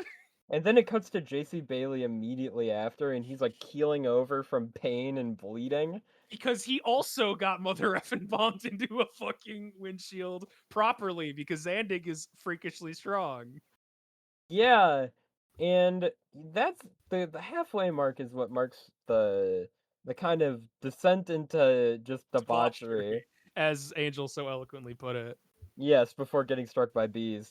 Yeah. And they walk over to another part of the junkyard, and they run into like a ripped off door. And this is also another absurd spot. Uh, they Zandig is like I think they like roll up the window so Zandig is stuck in it. Which is really funny. Like Really Gage good visual bit. and then he gets a fucking sledgehammer. And do you think in the back of your mind, oh no, Nick Gage is about to kill John Zandig and reel back and hit Zandig in the forehead with a sledgehammer and kill him? But no. Thankfully, Nick Gage had rubbed his two brain cells together and was like, what the fuck? That would kill him. That'd be fucked up.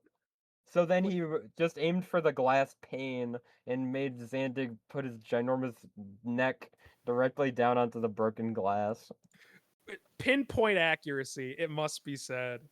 So JC Bailey, in a little bit, summons a horde of hillbillies to set up a sheet of like metal to I think it's like a attack. fence. It's like a metal fencing thing.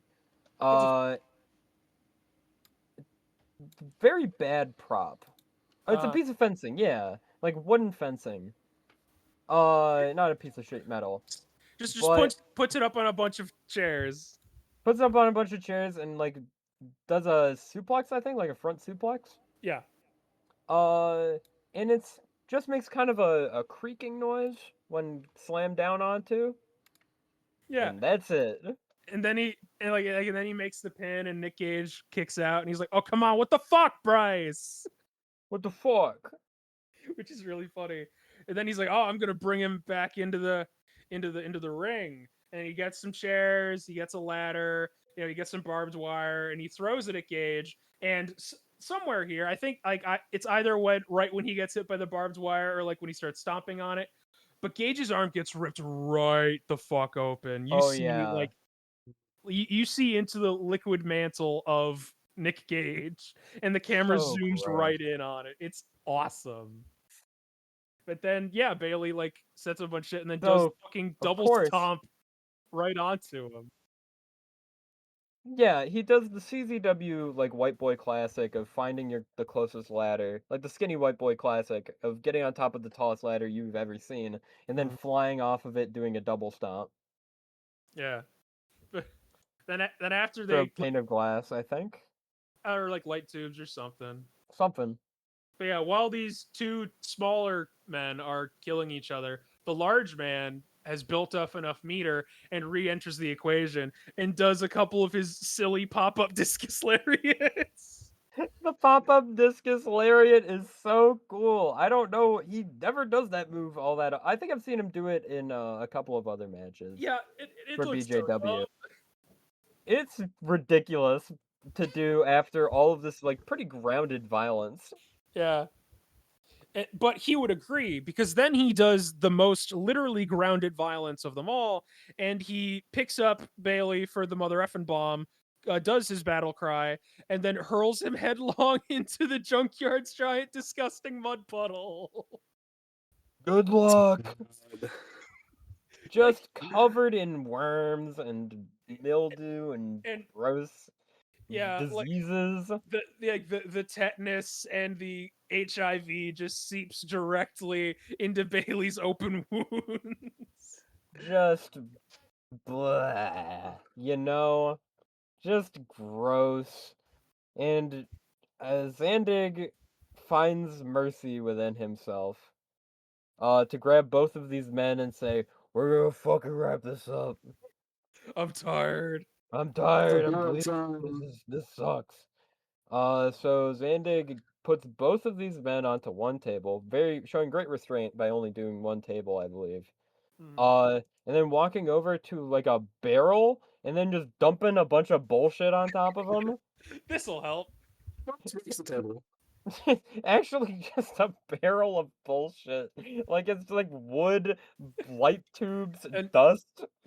and I was very fearful for Bailey's life because like as Angel and the Hornets just said, almost breaks the table just putting him on there, and so he just needs to kind of prop himself up on the ground. And the way he's doing it, his leg is slightly cocked, and so I'm thinking, oh, Zandig's gonna land on them and snap this white boy's knee, isn't he? Mhm. Thankfully, that doesn't happen because he's made out of the CZW dojo, like rubber bones factory. Yeah, like the shit that they invented in NASA to patch leaks. Yeah. So Zandig jumps off of the pickup truck and sails to the ground, and it's finally over. That is a insane, gross, just nasty match. Barely, like I told you. I created ultraviolence. I created the underground. You turn your back on me, I kill you. I kill Now I'm you. the ultraviolet underground champion. And that is John Zandig, a crazy, crazy bastard. Uh, I know Angel can't hear me right now in Discord. Oh, Angel can now hear me. Now we can't hear Angel. I would like to. Trying Oh, my best. Somebody. all right. Yeah, we can't So hear I'm you. gonna thank you, Angel, for coming on to the show. Uh, Uh, sadly, you got wiped out by a horde of hornets, or Still? Europe summoned a bunch of Yeah. hornets and killed you. Before, Midway through the recording. before we sign out, can I say my poet laureate shit? Oh yeah, of course. Yeah, I'll edit. I'll edit around that. My bad. In addition to my epiphany that Zandig is indeed a family-friendly wrestler, I came to another realization. What's that? Are you fellas familiar with the works of one William Shakespeare? Yeah. Well, as I was watching these matches, I realized that John Zandig reminds me of another John, Sir John Falstaff from the Henriad. Oh. Yes, because like I found myself watching these like very captivated by Zandig, in the way that I'm captivated by all people who are as much a time and a place and a people as they are a person, and that is exactly what Zandig is. And much as Orson Welles for his film The Chimes at Midnight said that Sir John Falstaff was, the symbol of merry old England, so Mm. too is John Zandig a walking embodiment of independent hardcore wrestling. He's, in many ways, he's the king of the underground, as he said. He's the king of Mhm. ultraviolence, the icon. And he is he's a villainous, abominable misleader of youth, and yet banish plump Jack and banish all the world. You know, you present a good point because John Zandig does look like Orson Welles in the Chimes at Midnight. In that, but like the hardcore wrestling version of it. Mhm. And I think Zandig is I don't think these matches are ultimately a great encapsulation of the man. I think the best match of showing his talents was the Tomoaki Honma match. Mm. Uh but I think overall Zandig is a very weirdly athletic wrestler who has a good understanding of like the quote psychology of wrestling. Mhm. And he is just has a good mind for it. And even if he wasn't doing uh like ridiculous these ridiculous death matches, I would imagine he would do a good job just as Yeah. like a normal wrestler. Sadly, we will never see that happen because he's super retired after exploding his back during one of the tournaments of survival, I think it is, for Right. GCW, because it Yeah. was originally the Zandig open challenge, I think. Right. Like like Zandig's tournament of survival Yeah. before exploding his lower back. But what a wrestler, man! What a wrestler John Zandig is. He's larger than life. both figuratively and literally. Indeed. Are we ready for the Bati-Bati bookend walk? We are, but what's? Hang on, I hear, I hear, I hear static. Wait, What? what's happening to our show? What? Europe? The Bati-Bati Book Club may have kicked me out, and I may have left pro wrestling behind me and only do MMA, but I still only got one man on my mind, and that is Iron Michael Chandler, the best goddamn sports entertainer this side of anybody. To truly understand pro wrestling and MMA, you have to watch his fights. See you at the top! Okay, so, while I regret to not be appearing on the program for this episode, I would like to explain why I suggested Walk to do this episode and that I initially wanted to appear on. And it is this. I have examined the dynamic between work and shoot many times before on the now defunct Wrestling with the Narrative channel. And I think there's something very interesting where you enter a gray area when people are sort of agreeing to not fight optimally, if it makes any sense. They're trying to make entertainment value an actual, like, quantitative factor in their decision making. While in his prime in Bellator, for a long while when he was in the championship hunt and, became the champion like 3 times because he kept losing it, Michael Chandler would fight off a jab. He'd fight tactically. It's still crazy feats of athleticism and heart and all of that. But there was he actually had a plan. Once he goes to the UFC and he's in his money fight era, there are very obvious choices he isn't making. And he is actively looking to the crowd and trying to get them to cheer. And it's a sense of showmanship you don't often see.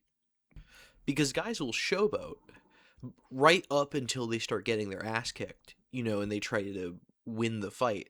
Michael Chandler, when, there's precious time left, he's going to choose to do the senton at the end of the Charles Oliveira rematch, or instead of trying to push his wrestling advantage in some fights, he's going to try to hit his, guerrilla overhand. So I think there's something to almost carnival catch-like to a lot of his big money era fights.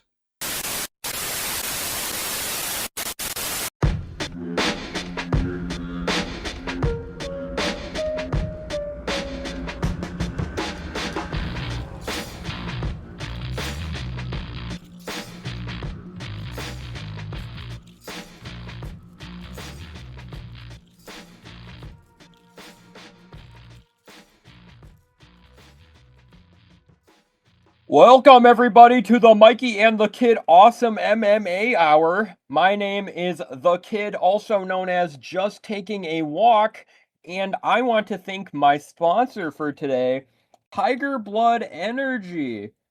That's right, we harvested real tigers to get our blood. Yep, you can hear my my co-host, Mikey. Mikey, how are you liking the tiger blood? I really shouldn't be drinking this. That's good. The tiger blood is meant to give you aphrodisiac qualities. You feeling horny, Mike? No, but I have a painful erection. That's good. That means it's working. This might be the worst cold open we've ever done, Walk. What?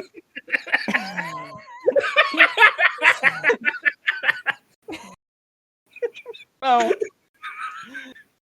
So, folks at home, Europe seems to have turned our show into an MMA hour. I don't know, man. This is just okay. I was just lazy and didn't. I wanted to give you guys a big treat. We had a crisis on Infinite Earths. Yes, and it's definitely not just me, getting overly invested in Deadlock, and not wanting to edit together a podcast. Especially that podcast. Because, God decided to strike Angel's microphone down. It's gonna be an undertaking, but you're getting a mega episode. You're getting a twofer. You're getting a twofer and a squill mention. Don't complain. You're getting like 3 hours of content.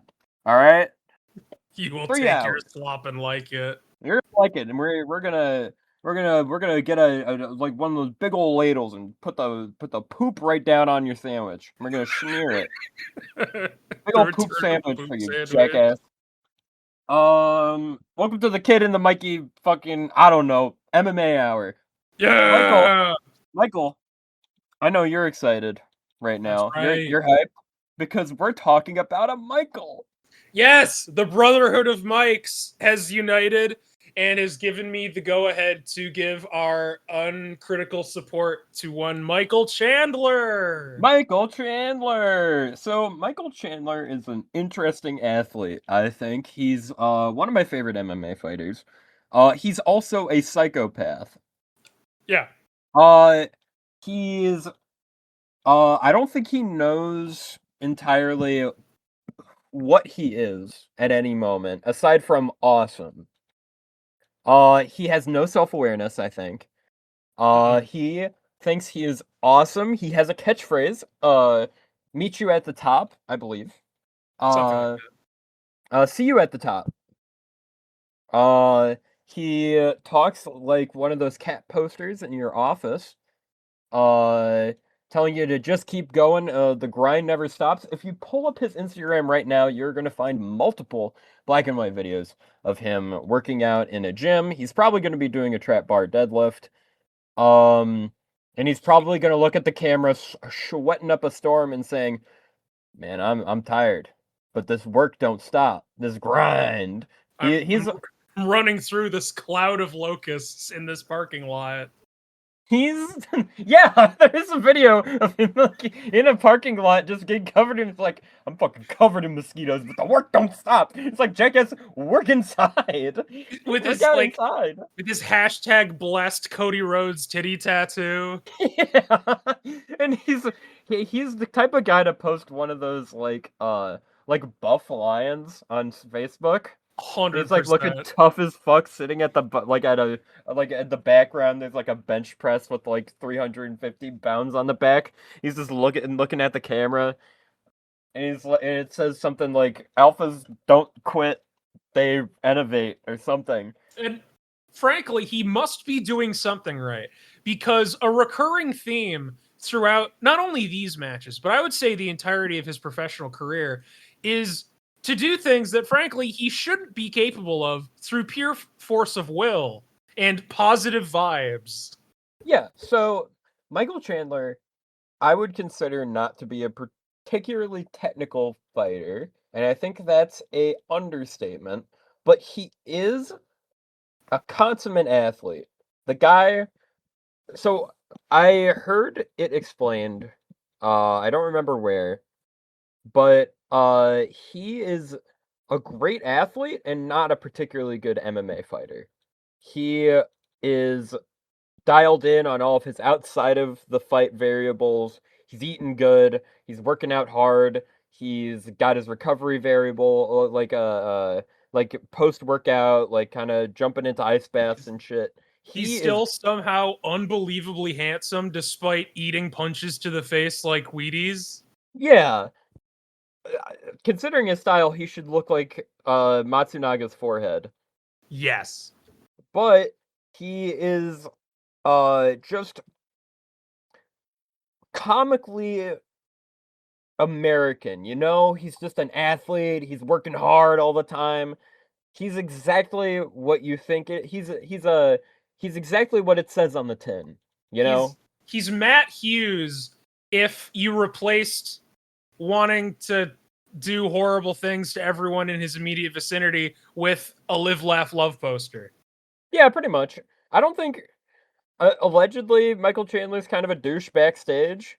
100%. I have no doubt. But I mean, overall, I think he's just a really weird guy. Who really likes to be also an Instagram athlete, like posting himself working out all the time. I think that whenever he decides to embrace his destiny and become a professional wrestler, that the world will be better for it. Yeah. The only issue is that he's like short, I think. I think Michael Chandler's like 5 cupcakes tall. I'll check. They're taking Oh, anybody they're- over there. They'll do it. Like They're Shinya gonna- Aoki is like a weird little freak goblin, and he's somehow Oh, one he's of the best 5'8". MMA and pro wrestlers out there. Well, I was saying if it was like the WWE, Right. probably, which is totally likely the first place he goes to. He probably doesn't know there are any other types of wrestling places. He- It's the WWE. He doesn't call it pro wrestling, he calls it WWE. Like how your grandma calls it the Nintendo, no matter what brand it is. Yes. So, Michael, how do you want to surmise how Michael Chandler fights? He fights like America's second sexiest truck driver. Yeah. Yeah. It's all big, like swinging left and right hooks. It's takedowns that usually like resemble spine busters more than they do anything else. Despite, as mentioned, him not being a terribly technically proficient worker, he ends up like somehow being slippery enough to evade most grounded situations. If I recall, only ever truly submitting to Dustin Poirier, the alleged black belt, with a tight as fuck rear naked choke in that fight they had, which was awesome. Yeah. They gooped on each other crazy style. Pretty sweet. Yeah, I mean, Michael Chandler just fights drunk, it seems like. He's drunk on, not alcohol, because I assume he's a teetotaler. 100%. But how do I put this? The way he fights, he doesn't care about his face at all. He doesn't care about getting knocked out, I don't think, either. He is almost, imagine like Yuri Prohaska, but less Japanese. It's more, and less... He's a Westaboo. He's an American Westaboo. He's as American as it gets. He doesn't try many, I would say, like, flying moves. His stance is really weird. It's like almost a karate stance, but also a boxing stance fused together in like an Iron Man situation. It was built from a box in a cave. The one place where I would say he is willing to experiment and break new grounds is in his cheating. Okay, so that's another important thing about the Michael Chandler formula. Michael Chandler cheats a non-zero amount, typically in every fight. I don't think there's not many egregious examples we have in the matches we chose, but if you really want to boil it down, some will argue this was not in bad faith, but it's also Michael Chandler. I think he has a cheating meter. Mm-hmm. He's got a power bar, like in a fighting game, that he can use up as the fight goes on. In the Paddy Pimblett fight, it's him kicking him in the balls. Yes. Very hard, I might add. Like it takes Paddy out for like I think 2 to 3 minutes. I think they show it in longer? slow motion from like 4 different angles. It is right there in the Beans and Franks. Yes. And he loves to cheat. The man, some have argued that it's not in bad intention. It happens enough to where I'm a little suspicious.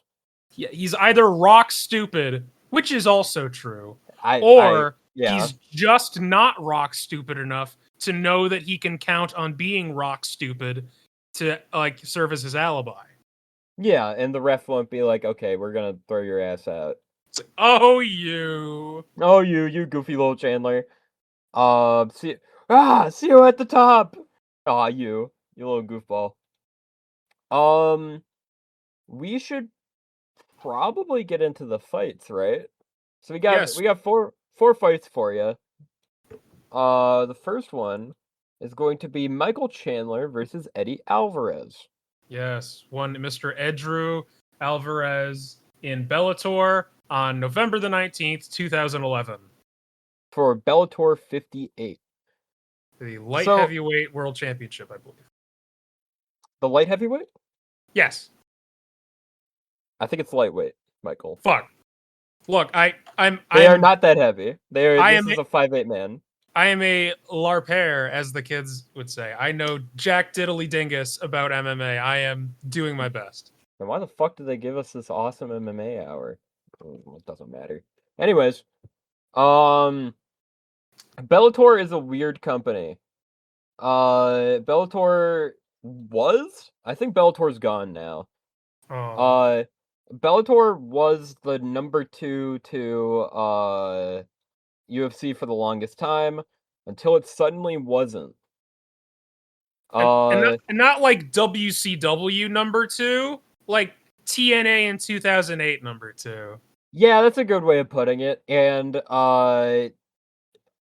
the quality of product is kind of like the Hogan era of TNA, like the bad stuff, not like the Motor City Machine Guns versus Yeah, we're right in the main event mafia. We're about to enter the aces and eights.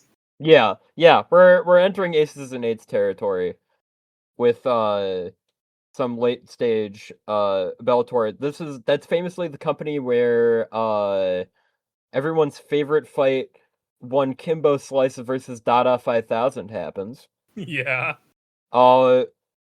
Hilarious fight, by the way. I think both guys claim that they died in the match at least once from exhaustion.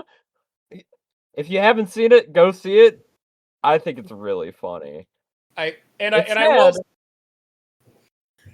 It's really funny. It's really funny. It's sad that Kimbo Slice died of a heart attack, and that's probably what was going on. But you can see these two lummoxes completely exhausted, winging punches at each other. It's pretty funny. Just doing their best for the love of the game, because it's Yep. definitely not for whatever they're being paid, because it Yeah. not enough. Not enough. Not at all. If you think UFC pay is bad, I imagine Bellator's a little worse.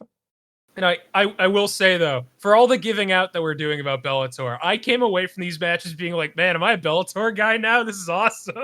No, Michael Chandler, for most of his career, was not a UFC guy. He was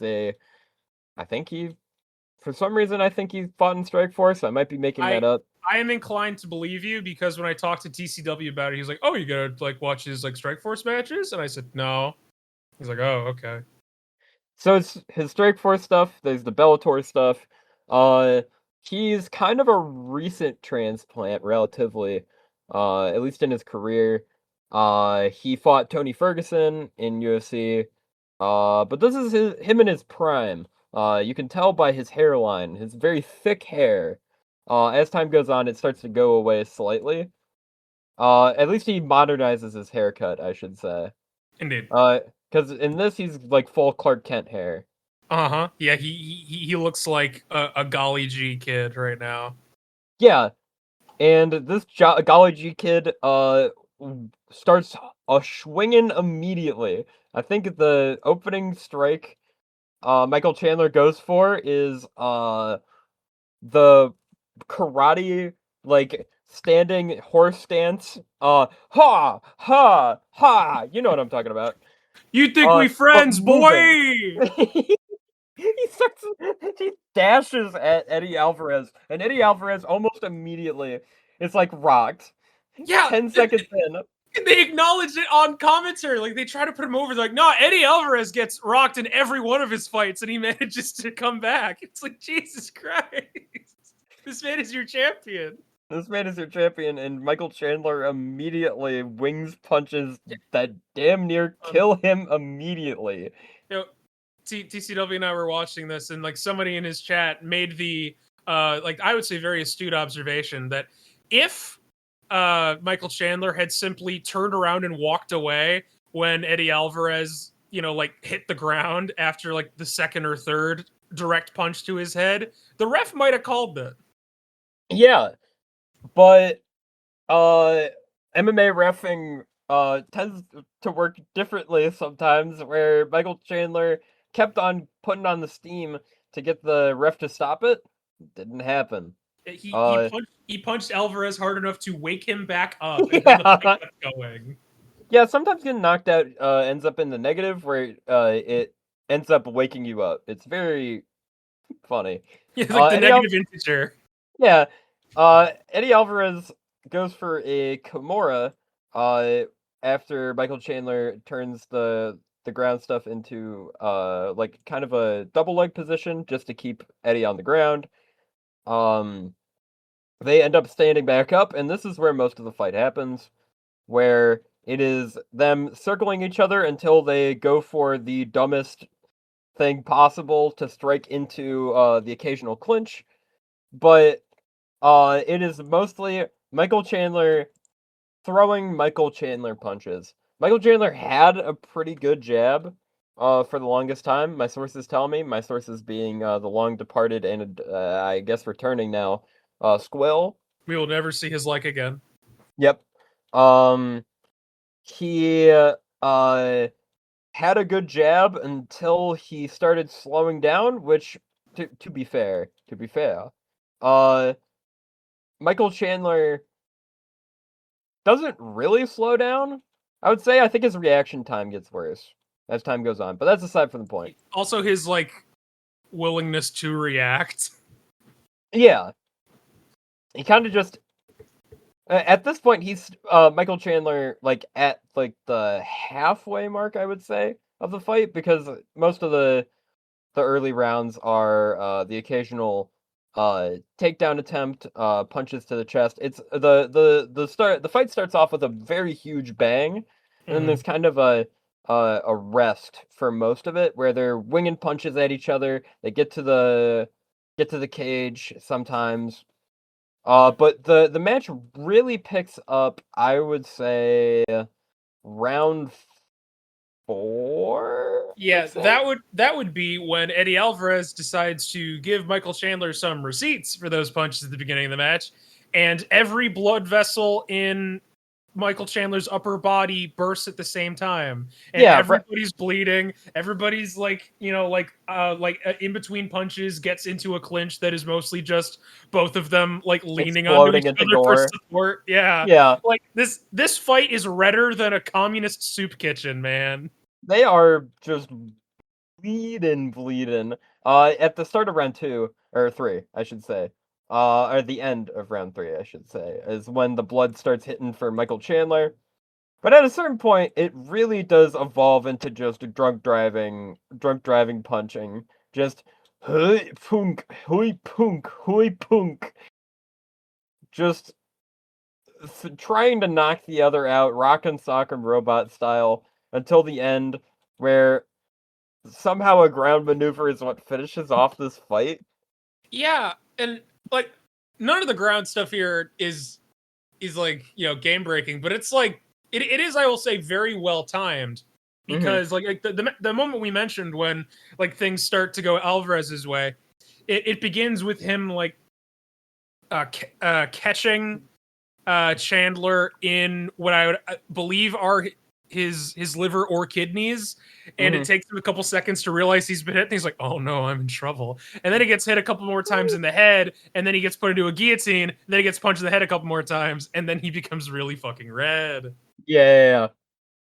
Just mashing them, turning them into a agoracopia. Oh yes. There's a cavalcade of blood. Agoracopia. But eventually it just ends up with Michael Chandler put him into side control. Eddie Alvarez rolls over to his back, I believe. Something like that. Because doesn't it end in a rear naked choke? Yes. Yes. Eddie Alvarez rolls over. They end up in, I forget what this position's called, but he gets his back, and he's got the legs dangling, and he puts on a hilariously gross-looking rear naked choke. If you could call it that. It is just crunching on the neck, and I don't think it was choking him at all. It was just kind of a a like older brother technique. He was the say uncle maneuver. Yeah, he hit him with the say uncle to get him to tap. And he does. For the win. For the most part, I don't have a lot to say in the middle portion, but there is plenty of Michael Chandlerisms where he does the iconic Michael Chandler stance where he looks at the guy like he's kind of dumb and eats like 5 punches to the face. And then just walks forward through it, or does he also does kind of the Conor McGregor hands when resetting. A little bit. Like the kind of, I don't know how to describe it, like the arm shimmy. Yeah, like there's so many moments where he's like throwing his arm out, and I'm like, is he fainting? Is he trying to make him like look at the birdie? And I was like, no, he probably just has like a chink in his like elbow or something, and he's trying to get it out. Yeah. But yeah, that's Michael Chandler versus Eddie Alvarez 1. Do you have many notes on this one? None more than you. No, it's just, like a lot of fun, a lot of face punching, like good stuff all around. It was a nice, like, proper introduction to Bellator because I mostly only knew it from Reputation, as like the aforementioned Kimbo Slice, or Bobby Lashley doing his Diet Brock Lesnar shit over there. Oh yeah, that is a thing that happened. Next up we have Michael Chandler versus Benson Henderson. This match I really liked. I got a lot to say about this one. Yeah, this was crazy. So, this match, should this have gone Chandler's way? That's a very good question. I don't think so, if I'm being honest. And not to get ahead of ourselves, but the crowd didn't either. They booed him when he won. Yeah, because it felt like, for the most part, like, there's the occasional first round Michael Chandler moment where he almost knocks the guy out. Mm-hmm. But that happens in every Michael Chandler fight. I don't know what it is, but he gets the death touch at the start of the fight. I think I know what it is.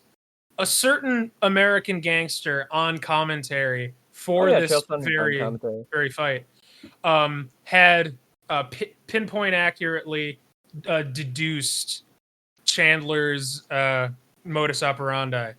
He the first round, he comes out, all swinging. He's trying to turn your head into the artist formerly known as your head, and finish the fight as quickly as possible in the first round. And if he doesn't succeed, he then uses the second round to recharge his cheating meter.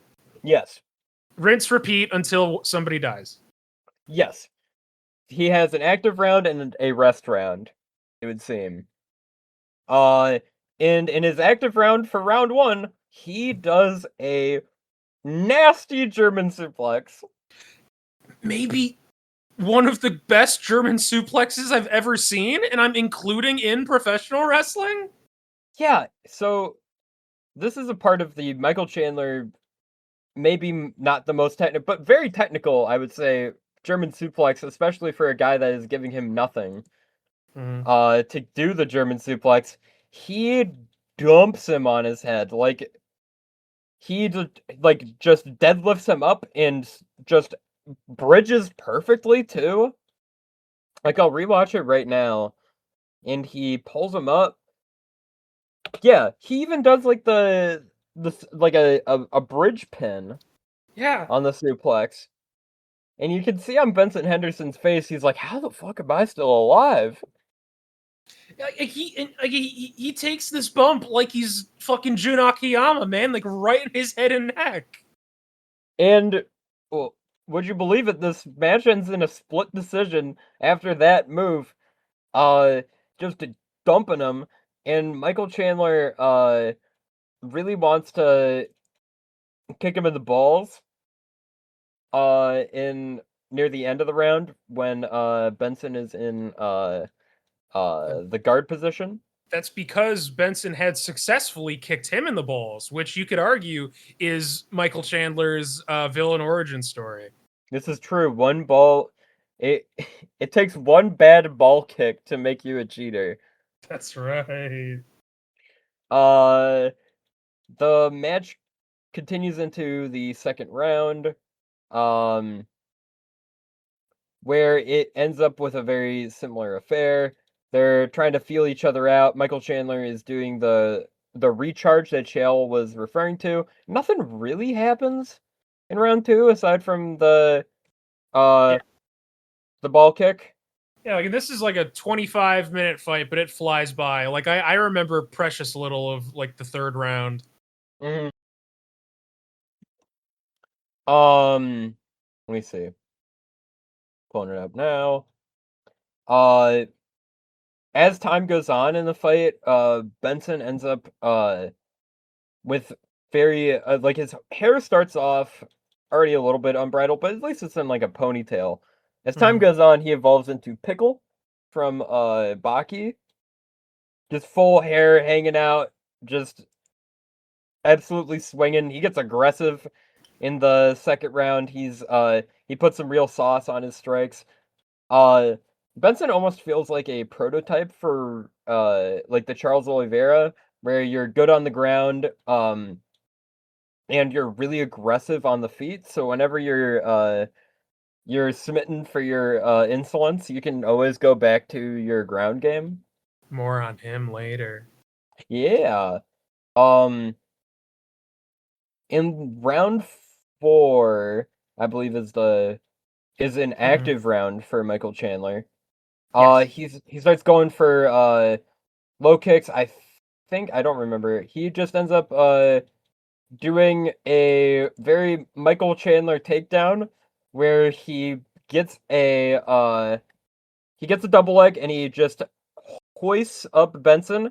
He tries to go for the full Marab where you walk around the ring, but Benson manages to slip out of it and try to get Chandler into a reverse triangle, but Chandler's like, man, fuck that, and just drops Benson on his head again.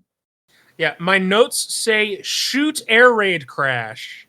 Yeah, just again, not a lot of sauce put onto it, but still enough to where it would definitely be uncomfortable on the neck.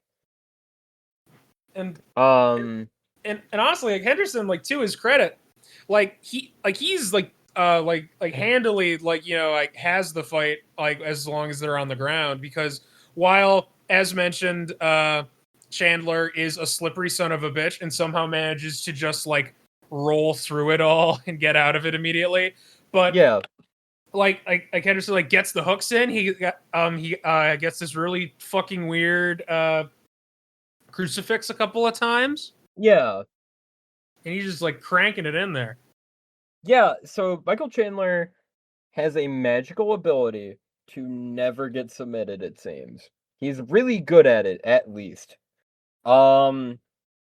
He can only be killed by a knockout. Let me see how many times he's gotten submitted throughout his entire career. It might just be the one against Dustin.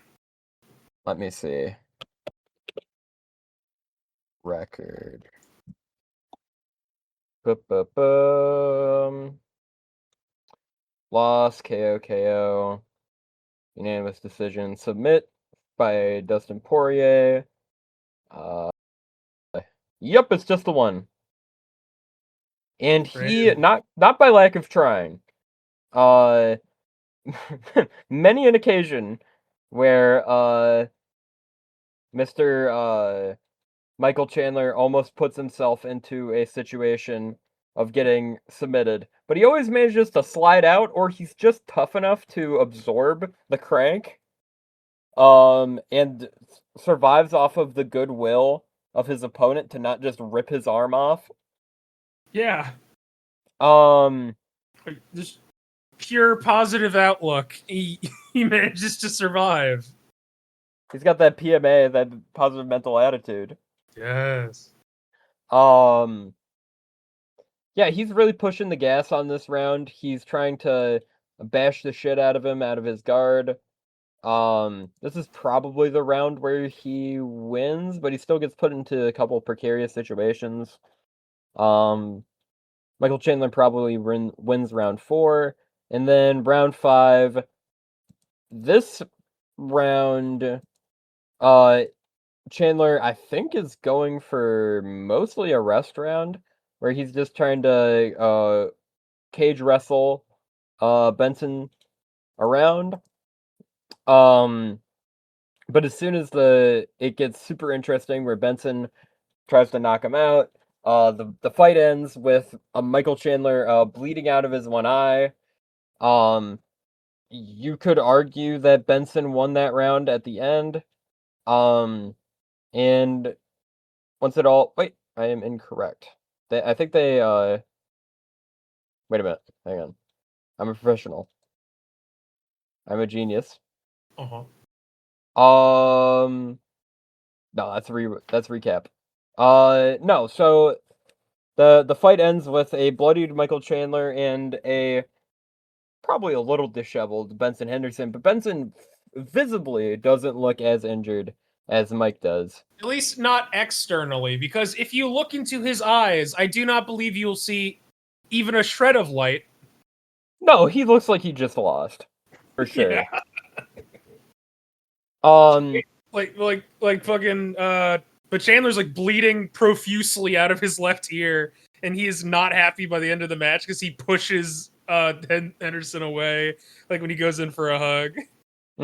Very Michael Chandler about him. And through pure positive mental attitude, Michael Chandler wins the fight. We also have Big Tommy Dreamer, also known as Big John McCarthy. I'm so glad you said it, and so I didn't have to. Yeah, that's Big Tommy Dreamer to me, brother. He looks like Tommy Dreamer if he was also Kurgan. Yeah, just big Tommy Dreamer. Big stupid. Probably doesn't shit his pants as much as Tommy Dreamer. But I hope so. Have I talked about that with you, where I had called into Busted Open? Not called in. I did one of those like voice messages that Sirius XM does, where it's like, "Hey, you can send an audio message." So I was in the bath and I like was looking at my phone and I saw that and I was like, "Man, I should just record something while I'm in the bath." So I was just sitting in a tub of water and you can hear in the audio like me being in a bathroom, and I just say, "Hey, Mark Henry, has how many times has Tommy Dreamer shit himself? I know Tommy's shit himself a ton of times, but I bet you know the real number. Because Tommy Dreamer's dumb as fuck and would forget. I bet Bubba's shit too." End recording. He's shitting right now. Yeah, and then I just sent it over. That's somewhere in the SiriusXM audio library, I would assume. I would need to listen to Busted Open to know if they heard it, but I have not. So I think I'd rather die than listen to Busted Open. There goes that visit, I guess. Man, I don't want to talk to Tommy Dreamer. That fucking sucks. I don't want to talk to Bubba. There's more to dislike about him the more you learn about him.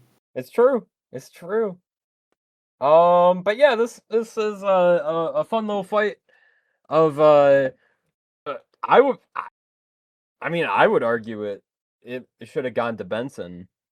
Yeah. But there would be a rematch between Benson Henderson and Michael Chandler, and it would be the last one of his Bellator career. And he would knock out Benson Henderson in the first round in 2 minutes. Very nice. So I guess that puts a bookend on that rivalry. Yeah, rather definitively. Good fight. Good fight. Have any little Mikey notes on that one? I will say that this fight was what put me in the maybe I love Bellator mood, because I had imbibed, as is my standard protocol, like to open my third eye and see if I could glean any like otherworldly insights. And I was super invested. This is a really atmospheric fight for a lot of reasons. For one, how like the mics are live forever. So like even like during the breaks, you hear everything. Like you hear the audience talking to each other. You hear the coaches talking to the fighters. You hear the judges and the commentators deliberating themselves. And like it's easy to get like very invested. And the commentary is kind of phenomenal, especially Chael Sonnen, who has a lot of like really like cool lines, like something about how he's like he can't like come out of this like fight losing and say that his future is the same as his past. And I was like, what the fuck are you talking about? That's crazy. Yeah. In retrospect, I'm really glad that Chael Sonnen was unsuccessful in his political aspirations, because I genuinely don't know what he would be capable of if he won. This is true. This is why we're very glad he just has a podcast on SiriusXM. Indeed. I think it's a SiriusXM podcast where it's him and Daniel Cormier. Got to be very intellectual conversations happening between those two, by the way. Oh, yes. My sources tell me Daniel Cormier just got a text.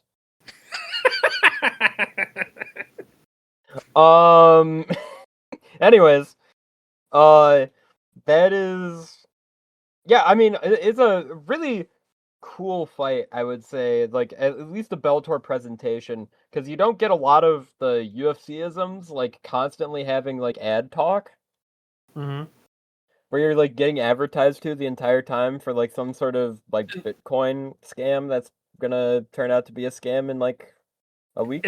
And the ads that are there are kind of funny, because you have like, oh, this fight is brought to you by fucking like Need for Speed, The Ride, rated T for teen, or Miller Lite, it's Miller time, cheers. They say it that way, the same way every time. Yeah. Which like is so much more entertaining than, like, as you said, the sort of ambient creep of tech interests boiling over into this. If like UFC would be a lot easier to handle if it was all the like 2 shots in every can type of advertising. Yeah. Like that's their brand, that's their culture. They needn't like branch beyond that, I say. I concur. And that's all I've really got. Next up on the docket, we've got the sad story of Michael Chandler in the UFC. It's a sad kind of story. I'll add an asterisk, I suppose, because he has 2 knockouts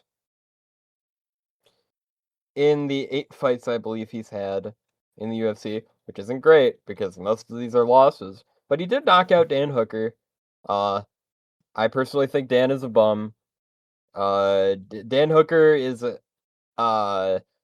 a paper good fighter. Like, in theory, he would be good. Like, he beat Mateusz Gamrot. He beat who else has he beat? He had a really not really competitive, really good fight with Dustin Poirier. But like outside of that, he's always kind of just been a guy who's exists in the top 15 without ever going beyond being he's a jobber to the stars. Is a good way of putting it. But Michael Chandler knocks out Dan Hooker, and he knocks out Tony Ferguson. Very sad. Poor Tony Ferguson, man. It was a pretty sick knockout though, and it was like really in cool. the cursed like White House show, I believe, in like the most squill fight I've ever seen, in that it's Michael Chandler versus Tony Ferguson, and it ends with head kick KO. Yeah. Very sad. Very sad, but really cool. The rest of his fights are losses though. He either gets knocked out, somehow gets to a decision, sometimes, or gets knocked clean on his ass. His last 2 fights, he's been knocked clean on his ass. He got knocked out by Paddy Pimblett, of all people. Paddy the Baddy. And does the funny dance. And he's lost the most in his UFC career to one Charles Oliveira. Indeed. So the best way to describe Charles Oliveira is a side character who started off kind of as a jobber, but became really cool over time. I added an asterisk to him being a jobber at the start because he was also really good at Brazilian Jiu-Jitsu, but he also Yeah. gave up a lot. And he had a quitter aura about him for the longest time until he like hit his ult and bleached his hair and evolved into a mystical fighter. Historically, that's just generally how that works. That's how it worked for Takayama. That's working out for me. Shit. It's how it worked for you. It's how it worked out for Matsunaga. You just become cool as fuck when you bleach your hair. I don't know what to say. I would do it, but I fear that a bleach blonde mullet would not disincentivize my coworkers and my students who already think I'm gay to further think that I am gay. Not that there's anything wrong with that. No, it's just I don't want to, like mislead people, Of course, you don't want to misadvertise. That's right. R.I.P. Angel Grappleholics getting shot with the Hornet gun. Yeah, I'm too young to be shot in the head by Europe. Poor Angel. Went out. This was their last words. It happened off screen. Yep. Sandig. Sandig. Europe. Help. Anyways. Charles Oliveira versus Michael Chandler 1 is the next fight we're talking about. This fight is maybe the most UFC Michael Chandler fight of all time. Yes. So Michael Chandler gets taken down really early. Wait a minute. Hang on. Let me play the beginning for myself. He gets his leg kicked out from his leg. He is bouncing around. He's going aggressive. He's going first round Michael Chandler style. And he's pushing the pressure down on Charles. The entire time, he starts giving up on striking form within 40 seconds of the fight. And he's just like, fuck it. And he just starts winging punches from his waist. Just going, whoosh, whoosh, whoosh. And eventually that leads to almost knocking out Michael excuse me. There's a thing that happens before almost knocking out Charles Oliveira, which is gets his back taken, stands up, and jumps backwards to do a senton onto Charles Oliveira, trying to knock him out. Yeah, it's really funny. So he must have seen a pro wrestling match where this spot has happened, and he was like, well, if it works for them. What he didn't take into account is that he's not nearly fat enough. He's not fat enough. He's not. They're both around the same weight, so it's kind of not that big of a deal if you've been slammed before. Maybe it knocked the wind out of Charles for like a couple seconds, but like he's already got a body triangle in, and that shit is like locked in at a certain point.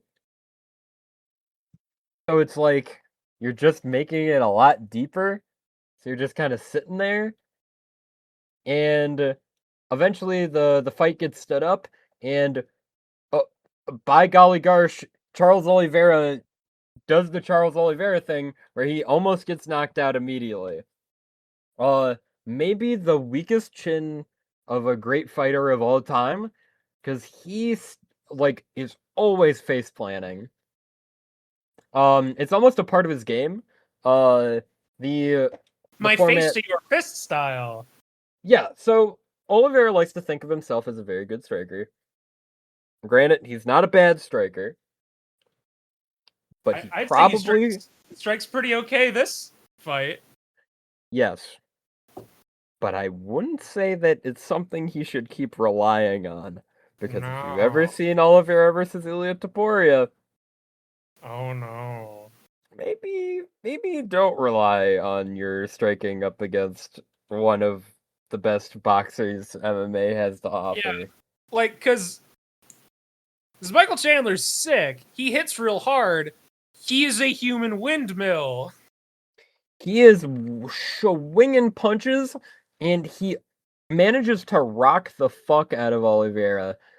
Again, if Chandler was smarter, he probably would have walked away as soon as Oliveira like crumbled. Maybe. His lust for blood is too great. And the ref might have stopped it, but he always wants to be thrown the punches. And this is the issue with engaging on Oliveira when he's in guard mode. He is constantly going for submissions as soon as you put your hand out. He's going for arm bars, he's going for triangles. You are not safe at all times when fighting Oliveira on the ground. He is trying to kick you while he is down. And eventually that leads to the round ending for the big kickoff. And the second round starts up again in big Chandler style for the UFC. He walks out. They touch gloves, I believe. And Oliveira in 3 punches knocks out Michael Chandler. Just a doink doink doink, and Chandler falls flat. Falls on his bum like a child. And then Charles Oliveira feels so happy about that he, like, in a single bound, leaps over the cage and runs into the audience. Did you see his face when he was running out? He was so happy! As a school teacher, you have seen that level of elation before, I'm sure, from a child. All the Just time! be like, hooray! As he runs out into the crowd, dapping up Dana White, dapping up fucking Joe Rogan. Adrian! I did it! This entire team has bleached his hair, has bleached their hair as well. He's running around the Christmas tree. I'll share a screenshot of what's going on. Mm-hmm. Of the commentary desk. It's like comical amounts of joy seeing it.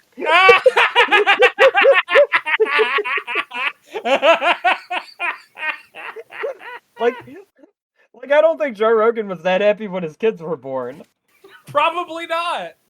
You get the fucking stupid Gladiator too. Fucking Yeah, that's right. the Gladiator. and like, was it this fight or the Gaethje fight where like fucking Chandler has Rise, son of Rome, on his ass? Good question. I think that's versus Gaethje. Okay. Let me see.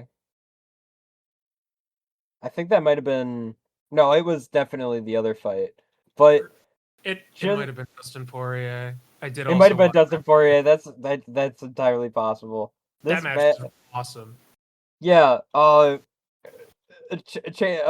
Oliveira like goes like solid snake style to hang out with the boys on commentary.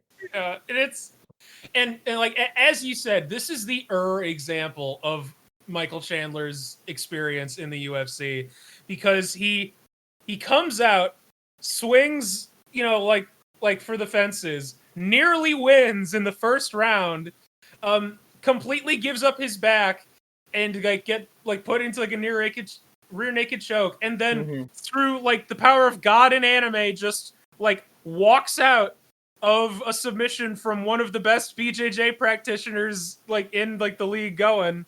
And then proceeds to immediately get knocked out in the second round, just utterly snatching defeat from the jaws of victory. He's truly a miracle, man. There will never be another Michael Chandler. But we're not done. We're not done, actually. We've still got to talk about Michael Chandler versus Justin Gaethje. Yes. Now, I want to make a note here. Justin Gaethje is the current lightweight champion of the world.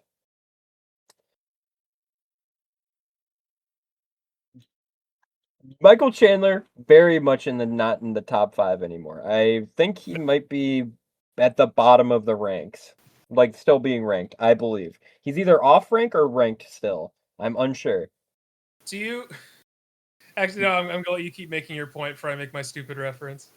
Michael Chandler goes the distance with the heavyweight, Oh my god, the lightweight champion of the world right now as we speak. He beat Ilya Taporia by beating the dog shit out of him. And Michael Chandler somehow survives it in his UFC form. This guy might be the GOAT. He not only survives it, he welcomes it. The entire last round of this fight is just him giving up and deciding that this is going to be his moment to do something sick. Yeah, like the Peanuts music is playing, and he stands there and just lets Justin Gaethje uppercut him in the face. He's just like, "Come on, give me more, give me more." It doesn't make any sense, right? Like, it doesn't make a lick of sense that this is happening right now, where Justin Gaethje is the strongest knockout artist, like, in lightweight history, maybe, period. He throws bombs, and Chandler's face turns red pretty quickly. It's like within the first round, Michael Chandler's face is turning rose red. Uh-huh. And Chandler is just eating these punches. He's getting, and it's only really the second round where Michael Chandler, like, seems to be taking a lot of damage, like, getting almost knocked out, but, like, he walks through it, most of it. Like, the thing that ends up harming him the most are not these punches, but the calf kicks that completely immobilize him and turn his left leg into a fucking balloon. Yeah, a balloon. Who's the biggest balloon? A balloon. And ibuprofen. It's insane because a guy. By the way, for the record, Justin Gaethje, terrible physique compared to Michael Chandler. If this was a bodybuilding competition, Michael Chandler's running away with gold. He looks like Chris Brooks. I'll show you a picture, a very specific picture of a young Justin Gaethje. So you can really see. This is the guy. Like this fucking guy. This is one of the most deadly knockout artists in lightweight history. This is the guy who you give $20 to, like, give you his answers for the math final. Yeah. This guy's a complete Dorcas. Blind as a bat, by the way. This is a notable thing about Justin Gaethje. For the longest time in his career, couldn't see at all. There's his signature technique is reaching out blindly and doing an uppercut at whatever he grabs.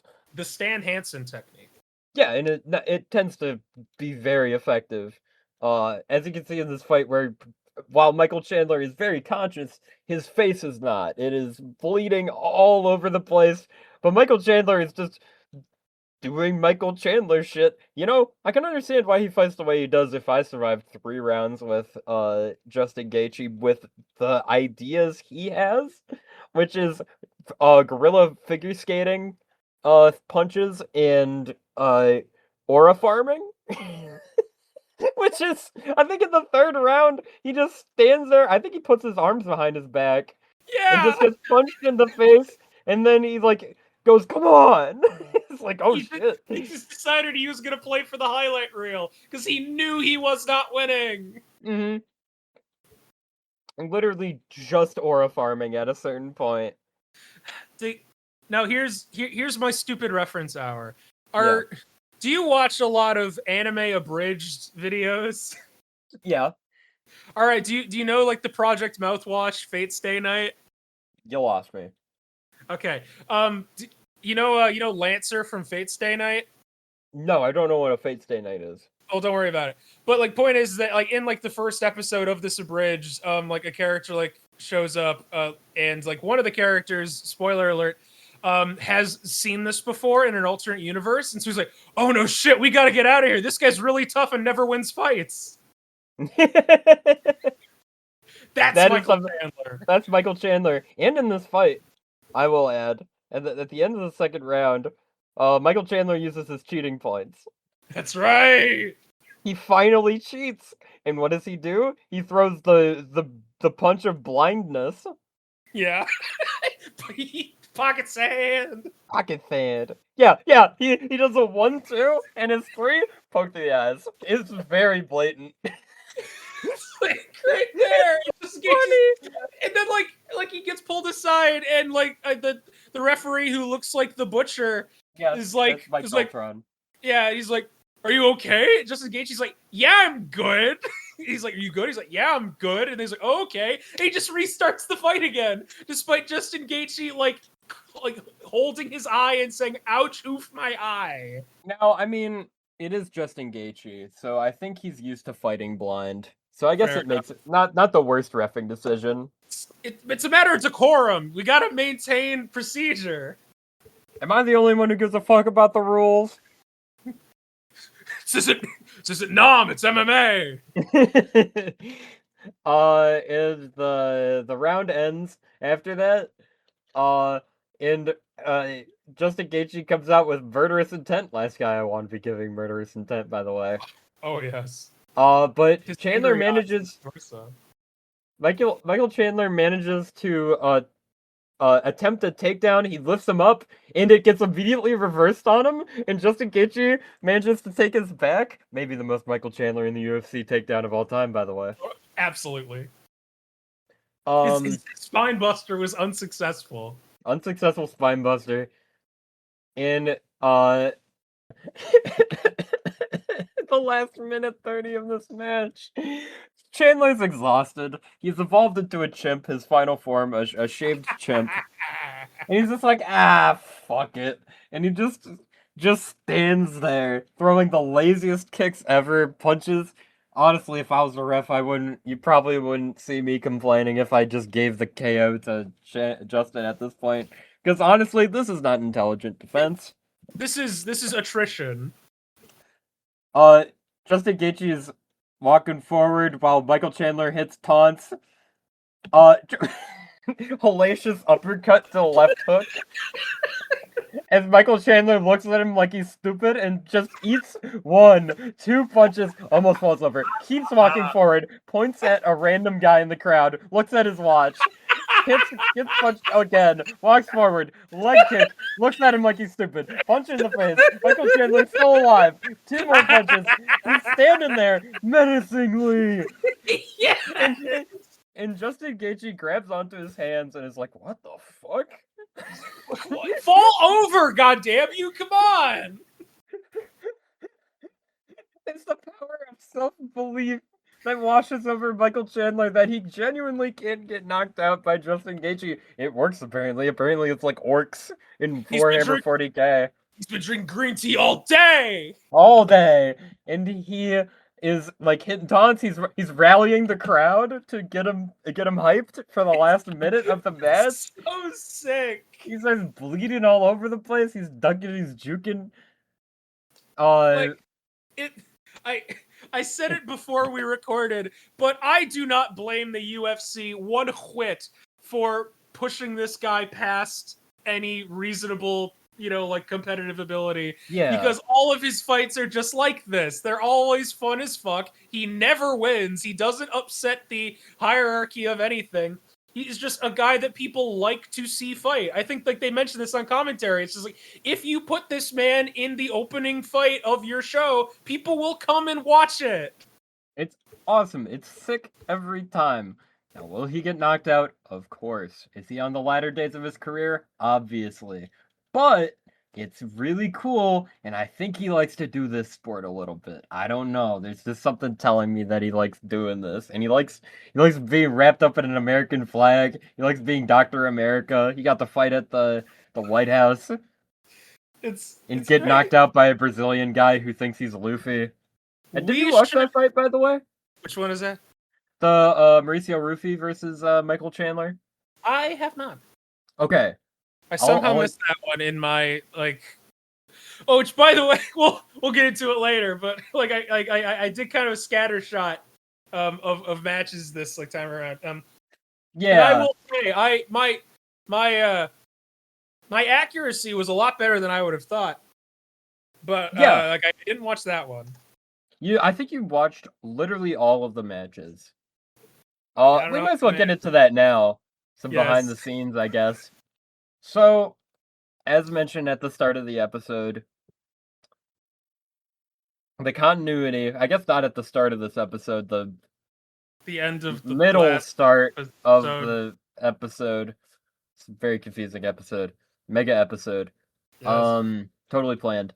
The August 1st warning special. So I got both busy and lazy. Bad combination. Where I cleaned my entire room, I was doing a lot of work around the house. I was being a productive member of society, whilst also being an absolute chud. I played a lot of Deadlock last week and this week. And I did not want to record.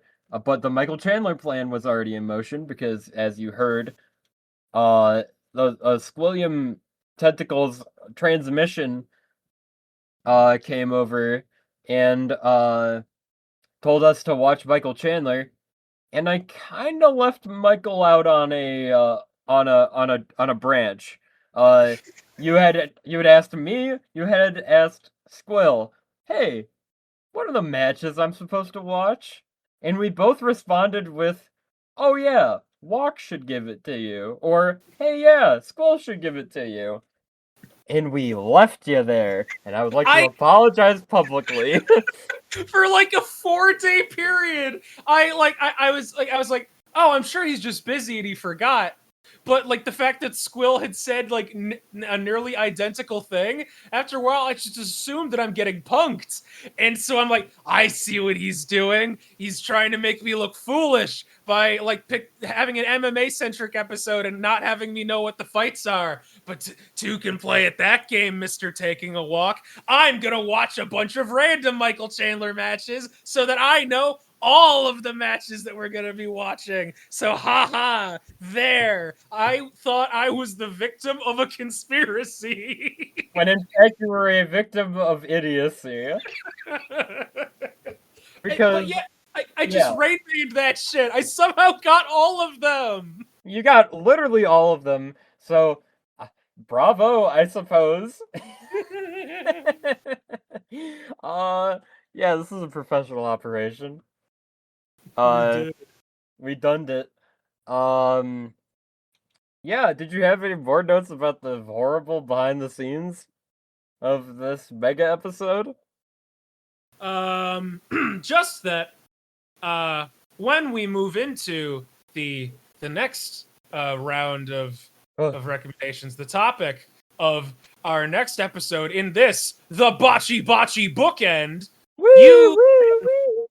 you can rest assured that there will not be a single shitty MMA match in the lineup. Because I think we've gotten our fill for now. Okay. In fact, our next subject has, tussled with quite a few, like very high caliber performers, like many champions before they even became champion. And if I could describe that performer in a single word, that word would be damn! It's the Ron Simmons episode! Hey! Ron Simmons! Okay, I was really nervous. I was scared it was going to be somebody that sucked. Who did you think it was going to be? I don't know. That's why it scared me. Don't worry. I've got some special ones prepared for when you make me angry. But this time all is well. Oh, good. Bye, everybody. See you later. Oh.